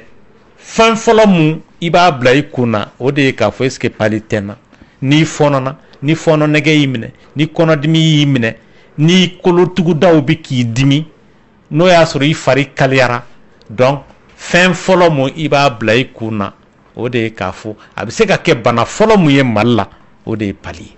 donc i ka wuli ka furakɛli kɛ joona kabini n'a ma taa farikolo fan dɔw la parce que ni banakisɛ in sera yɔrɔ dɔw ma a bɛ kɛ sababu ye ka kirikirimasiyɛn bila mɔgɔ la e bɛ k'a fɔ ma ko mɔgɔw bɛ kuma u yɛrɛ ma u bɛ crise kɛ parce que a sera kunkolo sɛmɛ yɔrɔ dɔw ma n'o yɔrɔ dun tiɲɛna hali n'o y'a sɔrɔ a tigi kɛnɛyara ka bɔ pali la a bɛ se ka kɛ fiɲɛ ye a tigilama ma wa maa dɔw a bɛ kɛ sababu ye ka joliko dɛsɛ de bila o la pali fasuguw ka ca voilà. Ala ka nɔgɔya kɛ n'o tɛ pali ma nɔgɔn dɛ Ala ka nɔgɔya kɛ Ala ka bɛɛ kisi a ma han ne ko dɔgɔtɔrɔ kinimaxi min tun bɛ kɛ la mɔgɔw la fɔlɔ pali ko in fɛ o dabilala de hali bi o bɛ yen nka kinimaxi ma nɔgɔn dɛ hali bi o bɛ yen parce que kinimaxi i b'a dɔn ni ko nɛgɛ de bɛ a tɔgɔ ye ni i bɛ nɛgɛ tigɛ ni yɔrɔ min fanda tɛ yan nɛgɛ tigɛ yɔrɔ ye fanda ye nɛgɛ tigɛ yɔrɔ ye fanda ye donc nɛgɛ de bɛ nɛgɛ tigɛ donc i bɛ taa sɔrɔ banakisɛ in fana fura mun b'a kɛlɛ fura giriman don n'o ye kinini ye donc pour que k'a gɛn ka bɔ i fari la o kini nin fana bi tɔɔrɔ mun lase mɔgɔ ma i bɛ taa sɔrɔ a tamasiyɛnw ni pali tamasiyɛn i t'u dɔn ka bɔ ɲɔgɔn na kuma dɔ bɛɛ i bɛ taa sɔrɔ e ka pali kunkolodimi t'i la a ma farigan bila i la seulement i ti forme la a yɛrɛ k'a fɔ pali b'i la furakɛli daminɛnen de o wagati de la i fari bɛ faga i kan t'a sɔrɔ i bɛ wɔsi kuma dɔ la dumuni ko nɛgɛ bɛ bɔ i la i tɛ se ka dumuni kɛ hali ji i tɛ se k'a min i da bɛ kunnaya kunkolodimi bɛ se k'i minɛ walama ɲɛnɛmini parce que fura in de fanga ka bon pour que a ka se ka bana in kɛlɛ mais n'i y'a ye fura in kiri la sérum fɔlɔ misali la o kiri la yanni filanan ka k'i yɛrɛ b'a ye fo n'i kun tɛ ka dumuni kɛ ka kɔrɔ i ka dumuni kɛ bɛ ka bonya ka taa fɛ sisan o kɔrɔ ye bana bɛ k'i bila dɔɔnin parce que fura in de b'i bila dumuni kɛ la sisan o kɔrɔ ye bana in bɛ ka taa mais maa dɔw bɛ yen i bɛ taa sɔrɔ bana ma taa ka ban furakɛli yɛrɛ danna sira la u y'u ka baaraw daminɛ tuguni donc o la a bɛ se k'u bin tuguni pali dun bɛ se ka mɔgɔ minɛ wagati bɛɛ k'a fɔ n bɔra la nin kalo in na kalo wɛrɛ a tɛ minɛ o fɛn tɛ dɛ n'i furakɛra la bi soso y'i kin sini pali bɛ tila k'i minɛ sini kɛnɛ voilà. Ala ka nɔgɔya kɛ n'o tɛ kinimaxi ma nɔgɔn dɛ dɔgɔtɔrɔ mɔgɔ caman sen tiɲɛna kinimaxi nɔfɛ dɛ o ye fɔlɔ tile ye sisan a ka gɛlɛn mɔgɔ ka tiɲɛ sen ka tiɲɛ a kama parce que kinimaxi kɛcogo sisan nɔ a pikirikɛla o tuma bɛ o bɛ mɔgɔ sen fasa de viser ka biɲɛ turu o la k'o ji farimanbaw la ta o bɛ tɛnɛ n'i wulila k'i jɔ mɔgɔ dama min mɔgɔ minnu ye kinimaxi kɛ k'u ɲininka bani tɛnɛ ni kinimaxi kɛr'i la mɔgɔ 10 na mɔgɔ 7 bɛɛ baliyara ka bɔ ka bin n'u wulila k'u jɔ a laban u ɲinɛ yɛrɛ bana yɛrɛ kɔ ka jɔrɔ ni sen fasa ye munna dɔgɔtɔrɔw tun bɛ pikiri kɛ mɔgɔ fasa kan mɔgɔ caman sen tiɲɛna a la dɛ non bon vous savez Lamine dɔgɔtɔrɔya ko ka ca kojugu min mun f'i ye chaque fois évolution mana na i bɛ taa sɔrɔ kɛcogo dɔ bɛ aw kun b'a kɛ ka kɔrɔ aw b'o bila aw b'a sɔrɔ dɔ bɛ yen mun ka ɲi ka tɛmɛ o kan i y'a faamuya parce que fasaw bɛ tɛmɛ hadamaden siraw fɛ dɔgɔtɔrɔw b'a dɔn mun i bɛ taa sɔrɔ i bɛ fɛn dɔw kɛ mun pour que i k'o éviter o fana bɛ évoluer de c'est comme sisan césarienne fɔlɔ fɛ tɛnɛ ninnu tile la césarienne i b'a kɛ i bɛ barakɔrɔla in ta k'a daminɛ bara la ka jigin ka ɔhɔ a tigi tɛ se ka taa plage la o ka mun bikini don tɛnɛ tile ma o nka bi bi na i b'a kɛ yɔrɔ mun na a nɔ t'i ye yɛrɛ donc fɛnw bɛ évoluer i bɛ taa sɔrɔ fɔlɔ fɛ mɔgɔ kan ka opérer bana dɔ kama bi an bɛ furakisɛ d'i ma a b'a bana in yelen k'a sɔrɔ dɔgɔtɔrɔya bɛ évoluer de o voilà et puis formation kunda i bɛ taa sɔrɔ sisan nɔ fɔlɔ fɛ mɔgɔw minnu ye dɔgɔtɔrɔya ko ninnu kalan u y'a kɛ u balikulama donc formation accélérée de kɛra Mali la indépendance tali domaine bɛɛ la école karamɔgɔ formation accélérée soldasiya formation accélérée parce que tout de suite mɔgɔw tun bɛ yen minnu ye école karamɔgɔw ye i bɛ taa sɔrɔ u ye baara fasugu 4 kɛ donc école karamɔgɔ don soldasi don fɛn wɛrɛw don ainsi de suite formation accélérée tun bɛ yen donc hali ni mɔgɔ mun ka niveau ma se mun ye o bɛ ta ka bila o la parce que mɔgɔ bon sisan nɔ prix formation bi ka kɛ mɔgɔw kun mɔgɔw bi ka spécialisé mɔgɔw bɛ ka ɲɛbɔ a baaraw fɛ voilà donc a baara ɲɛ bi ka misɛnya ka taa fɛ e m'a ye fɔlɔ fɛ dɔgɔtɔrɔ journalistes dɔrɔn de kun bɛ Mali la sisan nɔ spécialistes de bɛ yen nɔ n'o tɛ fɔlɔ fɛ journaliste tout de suite e de b'a bɛɛ furakɛ donc k'a ta kunsigi la fo sɛngɔni bana fɛn fɛn b'a tigi la mais hali sisan burusu kɔnɔ o de nɔ tɛ se ka taa burusu kɔnɔna la e bɛ taa exercer ka ne to burusu kɔnɔ la mini bɛ taa sɔrɔ mais mɔgɔ dɔ bɛ na o bɛ jigin ne tɛ se ka jiginni kɛ problème don car dɔ bɛ se ka accident kɛ sisan mɔgɔ 70 bɛɛ bɛ jogin dɔw sen bɛ kari dɔw nugu bɛ bɔ kɛnɛma journaliste kɔrɔ de ko i bi o bɛɛ de ta en charge parce que n'i ko k'i b'a tigi bila ka taa yɔrɔ la yan n'a ka se Bamakɔ hali n'a tigi bɛ na Bamakɔ kɔnɔ o k'a sɔrɔ i bɛ se ka kɔnɔ kɔni datugu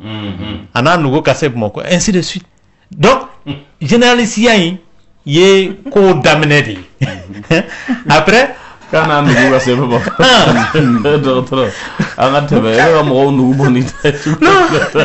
non pour te dire que plus an bɛ ka taa ɲɛ plus dɔnni sira fɛ i bɛ taa sɔrɔ ko dɔw tun bɛ yen nɔ mun bɛ kɛ i bɛ taa sɔrɔ n'an taara ɲɛfɛ o tɛ kɛ bilen kirinaw tun bɛ ten sisan nɔ kirina min bɛ kɛ kabini fɔlɔ fɛ i bɛ mɔgɔ lasunɔgɔ sisan jagoya tɛ mɔgɔ dɔw ka lasunɔgɔ i b'i ka opération kɛ i n'a tigi bɛ baro la ainsi de suite voilà. lɔnni de jirira ala ka nɔgɔya kɛ n'o tɛ mɔgɔ caman kɔni sen gɔlɔnna bɛɛ fɛnkɛ kinimaxi fɛ ni pali minɛ e yɛrɛ tɛ jɔrɔ ni pali ye dɛ i bɛ jɔrɔ ni kinimaxi pikiri min bɛna kɛ mais i bɛ taa bɛn ni mɔgɔ dɔw ye monsieur le ko kinimaxi n'a ka farinya bɛɛ u bi non mais n b'a fɛ na spécialiste ale yɛrɛ bɛ ka min fɔ professionnel tun bɛ yen u b'a k'i bɔra ta ko pɛpɛpɛ dɔrɔn miseli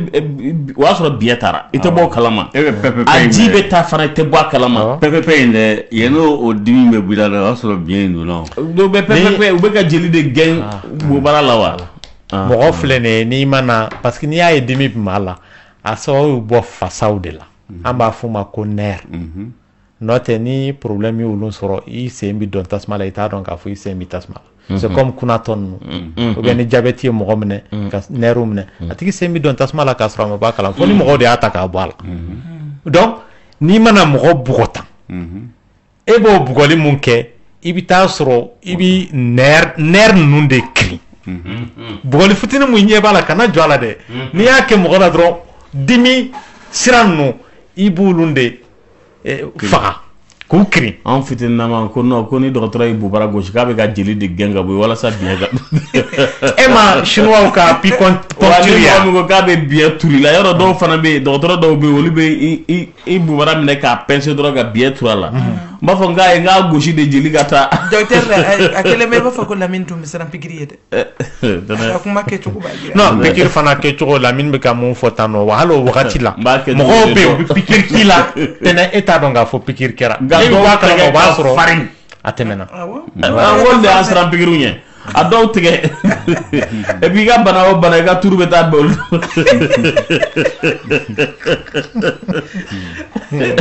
ala ka hɛrɛ k'a ye hali kundigi la sisan nɔ aw t'a fɔ tɛnɛ karisa sen tɛgɛ ka farin karisa tɛgɛ ma farin donc o ye domaine bɛɛ de ye o denmisɛnninw jɔra na ko ka taa pikiri kɛ yɔrɔ aw jɔlen bɛ sa fɔ bɛ to ka ɲɔgɔn yɔrɔ aw kunkolo bɛ bila bila ɲɔgɔn ɲɛ ma bɛɛ bɛ k'a ɲini k'a dɔn sa mun de bɛ ka kɛ sɔgɔma tɛnɛ aw b'aw t'o kɔndɔrɔ miiri ni filɛli la ɲɛfɛmɔgɔ mana fɔ wɔyi a y'a sɔrɔ tɔw y'u yɛrɛ ɲini mɔgɔkɔrɔbaw b'aw gɛngɛ de i b'a fɔ k'u bɛ ka misiw fara ɲɔgɔn a bɛ kurukɔnɔ minɛ Lamine o tɛ pikiri dɔrɔn ye koyi a bɛ kɛ n'aw y'o tigi kan tigɛ de Lamine pikiri dɔrɔn t'o ye koyi k'an to médecine 3e année la kabini n'a fɔra ko san Lamine mɔgɔw bolila ka kɛnɛmala minɛ minnu ma se ka kɛnɛmala minɛ bɛɛ y'i pan k'i dulon sa sa parce que a bɛ dɔn k'a fɔ a bɛna dugumala de fɛ minnu ma se ka bɔ fenêtres ni da fɛ olu y'u pan k'u dulon ban sanfɛ yen nɔ.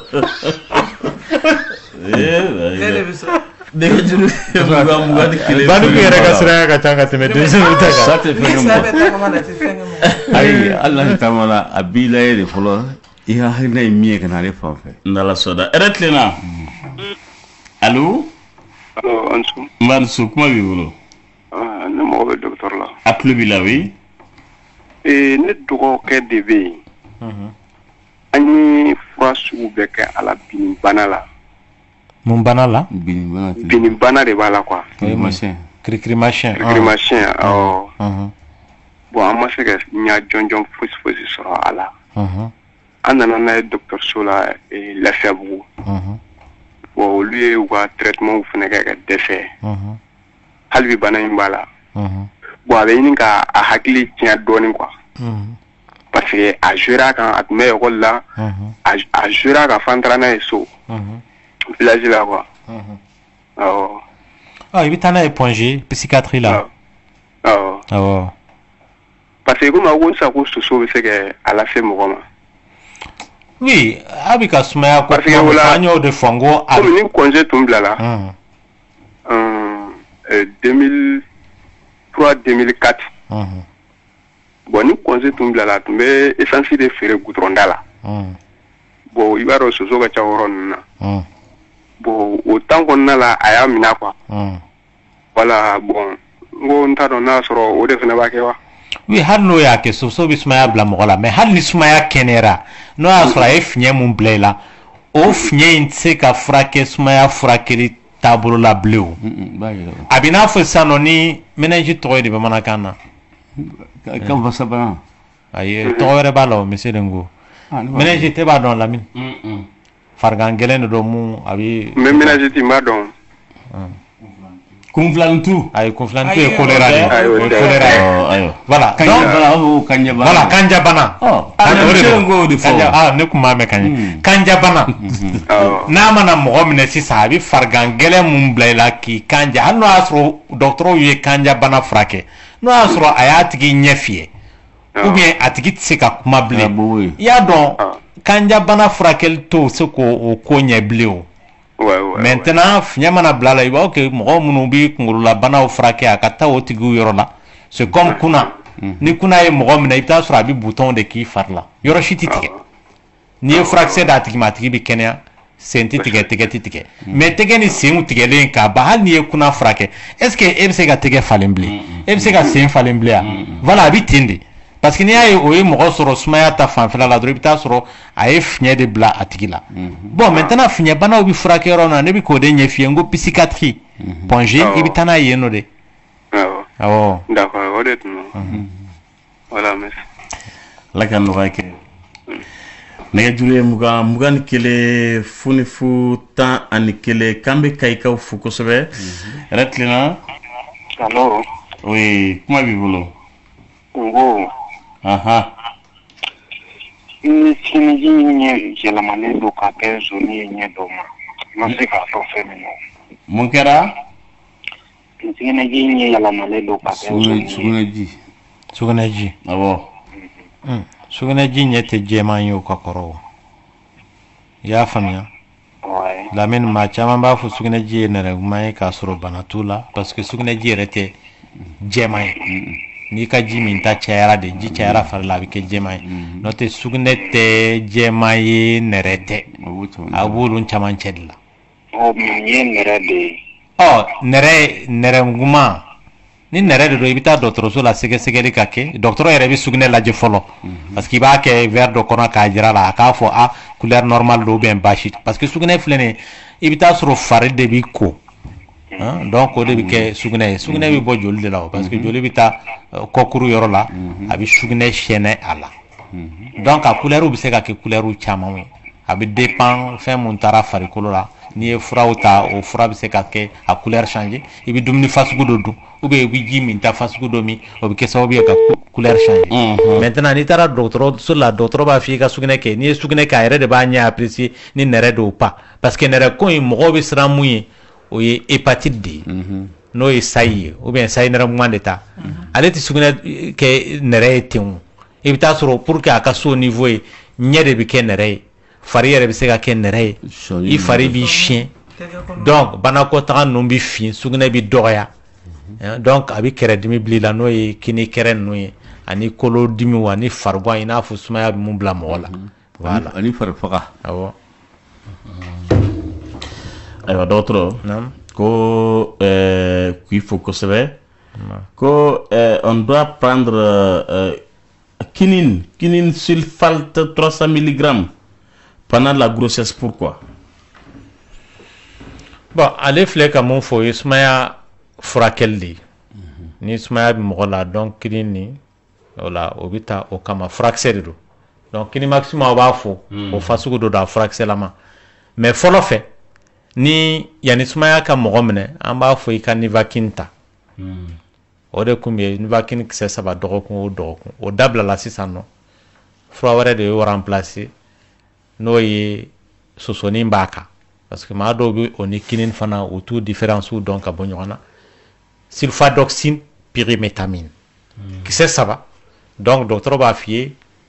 kɔnɔbara kalo 9 i kan k'a ta siɲɛ 3 fɔlɔ fɛ siɲɛ 2 de don kɔnɔbara kalo 4 ni kalo 7 furancɛ la i b'a ta siɲɛ 3 pour que k'i kisi parce que muso kɔnɔma a ka teli ka pali sɔrɔ a ka jugu a ma fana ani kɔnɔ bɛɛ ma donc o de y'a to dɔgɔtɔrɔw b'o sɛbɛn voilà hakili la faamuna ayiwa bataki de ka ca kosɛbɛ dɔgɔtɔrɔ kinin ta fɔra kinin ta ɲa dɔ nɔgɔya kɛr'o la ko k'i fo kosɛbɛ k'a a muso y'a ka kalo labɔ ye le 11 juillet puis le 17 août ko qu'est-ce que cela veut dire? a ye kalo labɔ ye wagati jumɛn? 11 juillet et 17 août.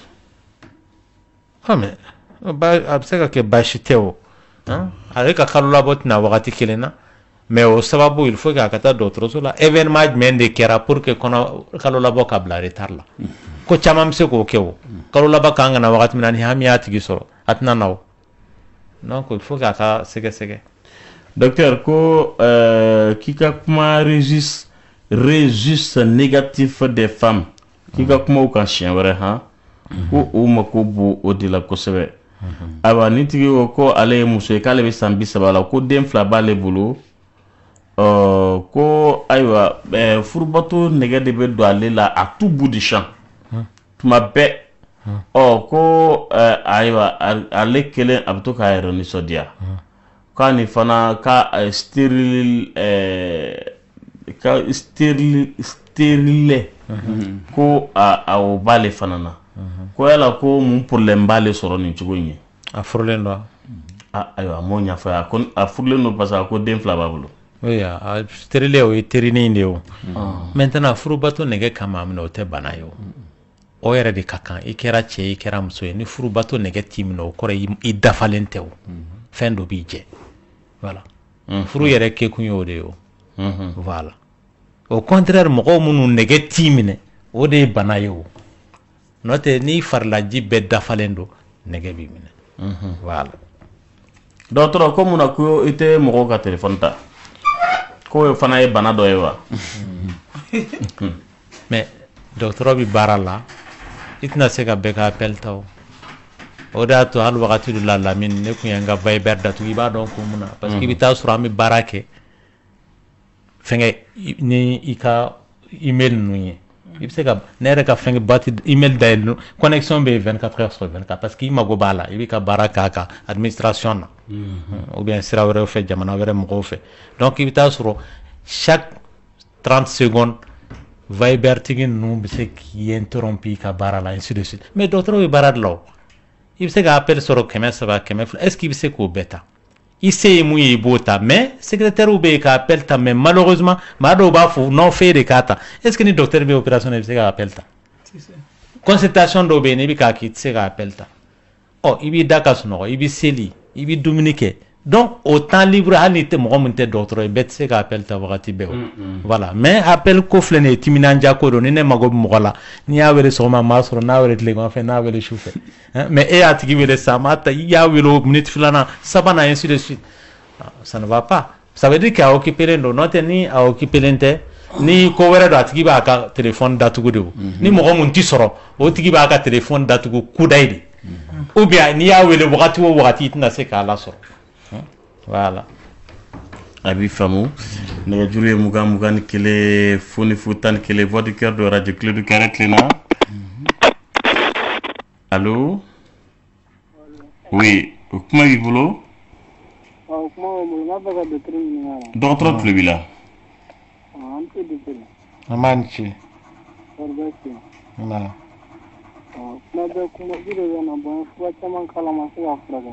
Kuma biwa.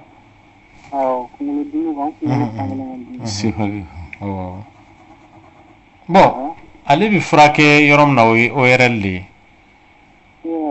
ni tara Gabriel Touré la i b'a fɔ ko kunkolodimi a tɔgɔ ye di gɔnɔ banaw bi frake yorom na hali ni bɛ Kayi i bɛ taa dɔn hôpital ba la i bɛ ɲininkali kɛ ni mɔgɔ bɛ yen nɔ i y'a faamuya wa voilà maintenant kuma bi filɛ nin ye hali ni y'a furakɛ ale furakɛli goya ye mun ye an bɛ to k'a tana de kɛ n'o ye jisumafɛnw ye parce que n'i b'o la hali ni y'a furakɛ mɔgɔ min bɛ ventilo kɔrɔ wagati bɛɛ ou bien clim kɔrɔ ou bien jisuma min ni glace min ninnu o de ka teli k'a wuli mɔgɔ la et puis n'i y'i ko i kan k'i fari ja joona jango kunkolo si sinon a bɛ wuli i fɛ ka to fiɲɛ la k'a sɔrɔ i ɲiginnen don voilà o de y'a tana ye. Oui, kuma dɔ la hali mɔgɔ bɛ opérer siɲɛ 2 yɛrɛ a kama parce que chaque fois kuma dɔ la a bɛ se ka kɛ fo nɛn yɛrɛ bɛ wuli a tigi yɔrɔ in na kunkolo a tɔgɔ ye di ɲɛda yan fan in na o bɛ obligé ka opérer mais a tana ye mun ye tant qu'il m'o bila bana bɛ tila ka segin ka na voilà a bɛ n'a fɔ n'a fɔra i ma ko furudimi sisan e b'a dɔn ni ne mana zamɛ tuluma dun sisan a bɛ n minɛ i bɛ se ka san kɛ i m'o dɔn a m'i minɛ mais don dɔ la i bɛ taa kɔɲɔ la i b'i tugu k'o zamɛ fasugu dɔ a bɛ tila k'i minɛ tugun voilà. Elche weleli la ala ka nɔgɔya k'i ye docteur a ko vessie de parois épaissis et de contenu trouble avec des fins échos en suspension aspect de cystite, cela veut dire quoi? Bon, ale filɛ ka mun fɔ o bi ka mun kɔfɔ de k'a fɔ ka tila ka ɲininkali filanan kɛra min ko aspect de cystite peut provoquer peut empêcher de tomber enceinte toi. Ayi a filɛ ka mun fɔ a bɛ se ka kɛ bon écho kɔni ye farafan siya mun ye o de a bɛ se ka kɛ infection de bi a tigi sugunɛ bara yɔrɔ la mais sɛgɛsɛgɛli wɛrɛw de bi kɛ sugunɛ ji yɛrɛ la k'a sɛbɛntiya k'a fɔ infection bɛ yen walama infection tɛ yen nɔ voilà bon o ni den ko ti ɲɔgɔn ɲɛ sira la o ka teli ka ni kɔnɔbara b'i la a ka teli ka na n'a tiɲɛni de ye mais a man teli k'i bali ka kɔnɔ ta. A bɛ faamu ayiwa ko k'i ɲininka ko j'aimerais savoir si le manque de hématie ou de leucocytes peut poser un problème dans l'organisme. O tɛ diyagoya ye o ale filɛ ka mun fɔ hématie bi bɛɛ la. Globules rouges. N'o ye parce que joli kɔnɔ san jolikisɛw bɛ yen minnu ye banakisɛ kɛlɛlaw ye n'i y'olu cayalen ye mɔgɔ fari la n'o ye leucocyte a man ka tɛmɛ hakɛ dɔ kan n'u tɛmɛna hakɛ dɔ kan dɔrɔn o kɔrɔ ye ko kɛlɛ de bɛ ka kɛ i farikolo yɔrɔ dɔ la c'est comme tout de suite ni i y'a ye jamana frontière la sɔrɔdasiw cayara yen wagati dɔ la ka tɛmɛ wagati dɔ o kɔrɔ ye ko dɔ bɛ sen na donc olu b'o de ko fɔ hématie o ye globule rouge o ye joli yɛrɛ i bɛ taa sɔrɔ n'olu fanga dɔgɔyara o kɔrɔ ye ko joliko dɛsɛ b'i la bon o fanga dɔgɔyali banaw bɛ yen i n'a fɔ sumaya i n'a fɔ koloci banaw minnu bɛ joliko dɛsɛ las'i ma o b'a to o fanga bɛ dɔgɔya voilà. Docteur ayiwa ko l'alcoolisme chronique peut-il provoquer une impuissance sexuelle wa? Oui, diyagoya ye. Quelles sont les autres complications? Furubato sira fɛ o yɛrɛ de ye a inconvénient ye voilà ko yala ni mɔgɔ min bi a tɔgɔ ye di alcool min wagati jan dulɔmina yalama a bɛ kɛ sababu ye ka kurusi jala bana bila i la wa kosɛbɛ bon o yɔrɔnin na an bɛ mun fɔ i bɛ taa sɔrɔ a daminɛ la a tigi yɛrɛ fɛ n bɛ ka alcool min o bɛ k'an ka furubato diyan na wagati dɔ bɛ na se a b'a goya a tigi la c'est comme mɔgɔ mun ka baara ye bɔrɛ ta ye n'i bɛ ka bɔrɛ ta sisan 100 kilo bɔrɛw i bɛ taa sɔrɔ kalo fɔlɔ filanan sabanan i bɛ kɔgɔ f'i yɛrɛ bɛ sɔn i yɛrɛ ye i tɔgɔ bɛ waga i taamatɔla bi i tɛgɛw ma bɔ i yɛrɛ la a to ye san ka dafa lamini ni ala sɔnna i b'a sɔrɔ a tigi san 2 san 3 wagati dɔ bɛ se hali n'i k'a ma k'a ka tasuma ta furunɔ la se bilen parce que o b'a sɔrɔ a fari a tɔgɔ ye di a fasa ninnu bɛɛ tigɛra k'a bila i hakili t'a la accident dɔ delila ka kɛ camion dɔ a kɛra an denmisɛnninlama an y'a mankutu dɛmɛ mais dinɛ kura de don n'i ma fili mais ko camion kun bɛ ka na a ye mɔgɔw minnu faga sira fɛ dɔw yɛrɛ kun bɛ yen nɔ i bɛ taa sɔrɔ u tilala bɔrɛ 10 ninnu dilan u dalen don yɛrɛ ɲɛ bɛ mobili natɔla la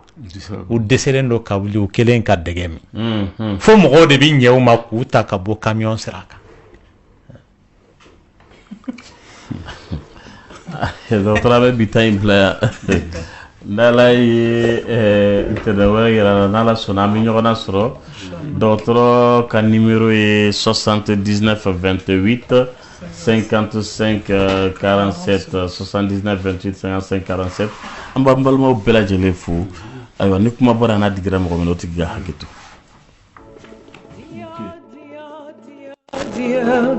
kunte dia nyana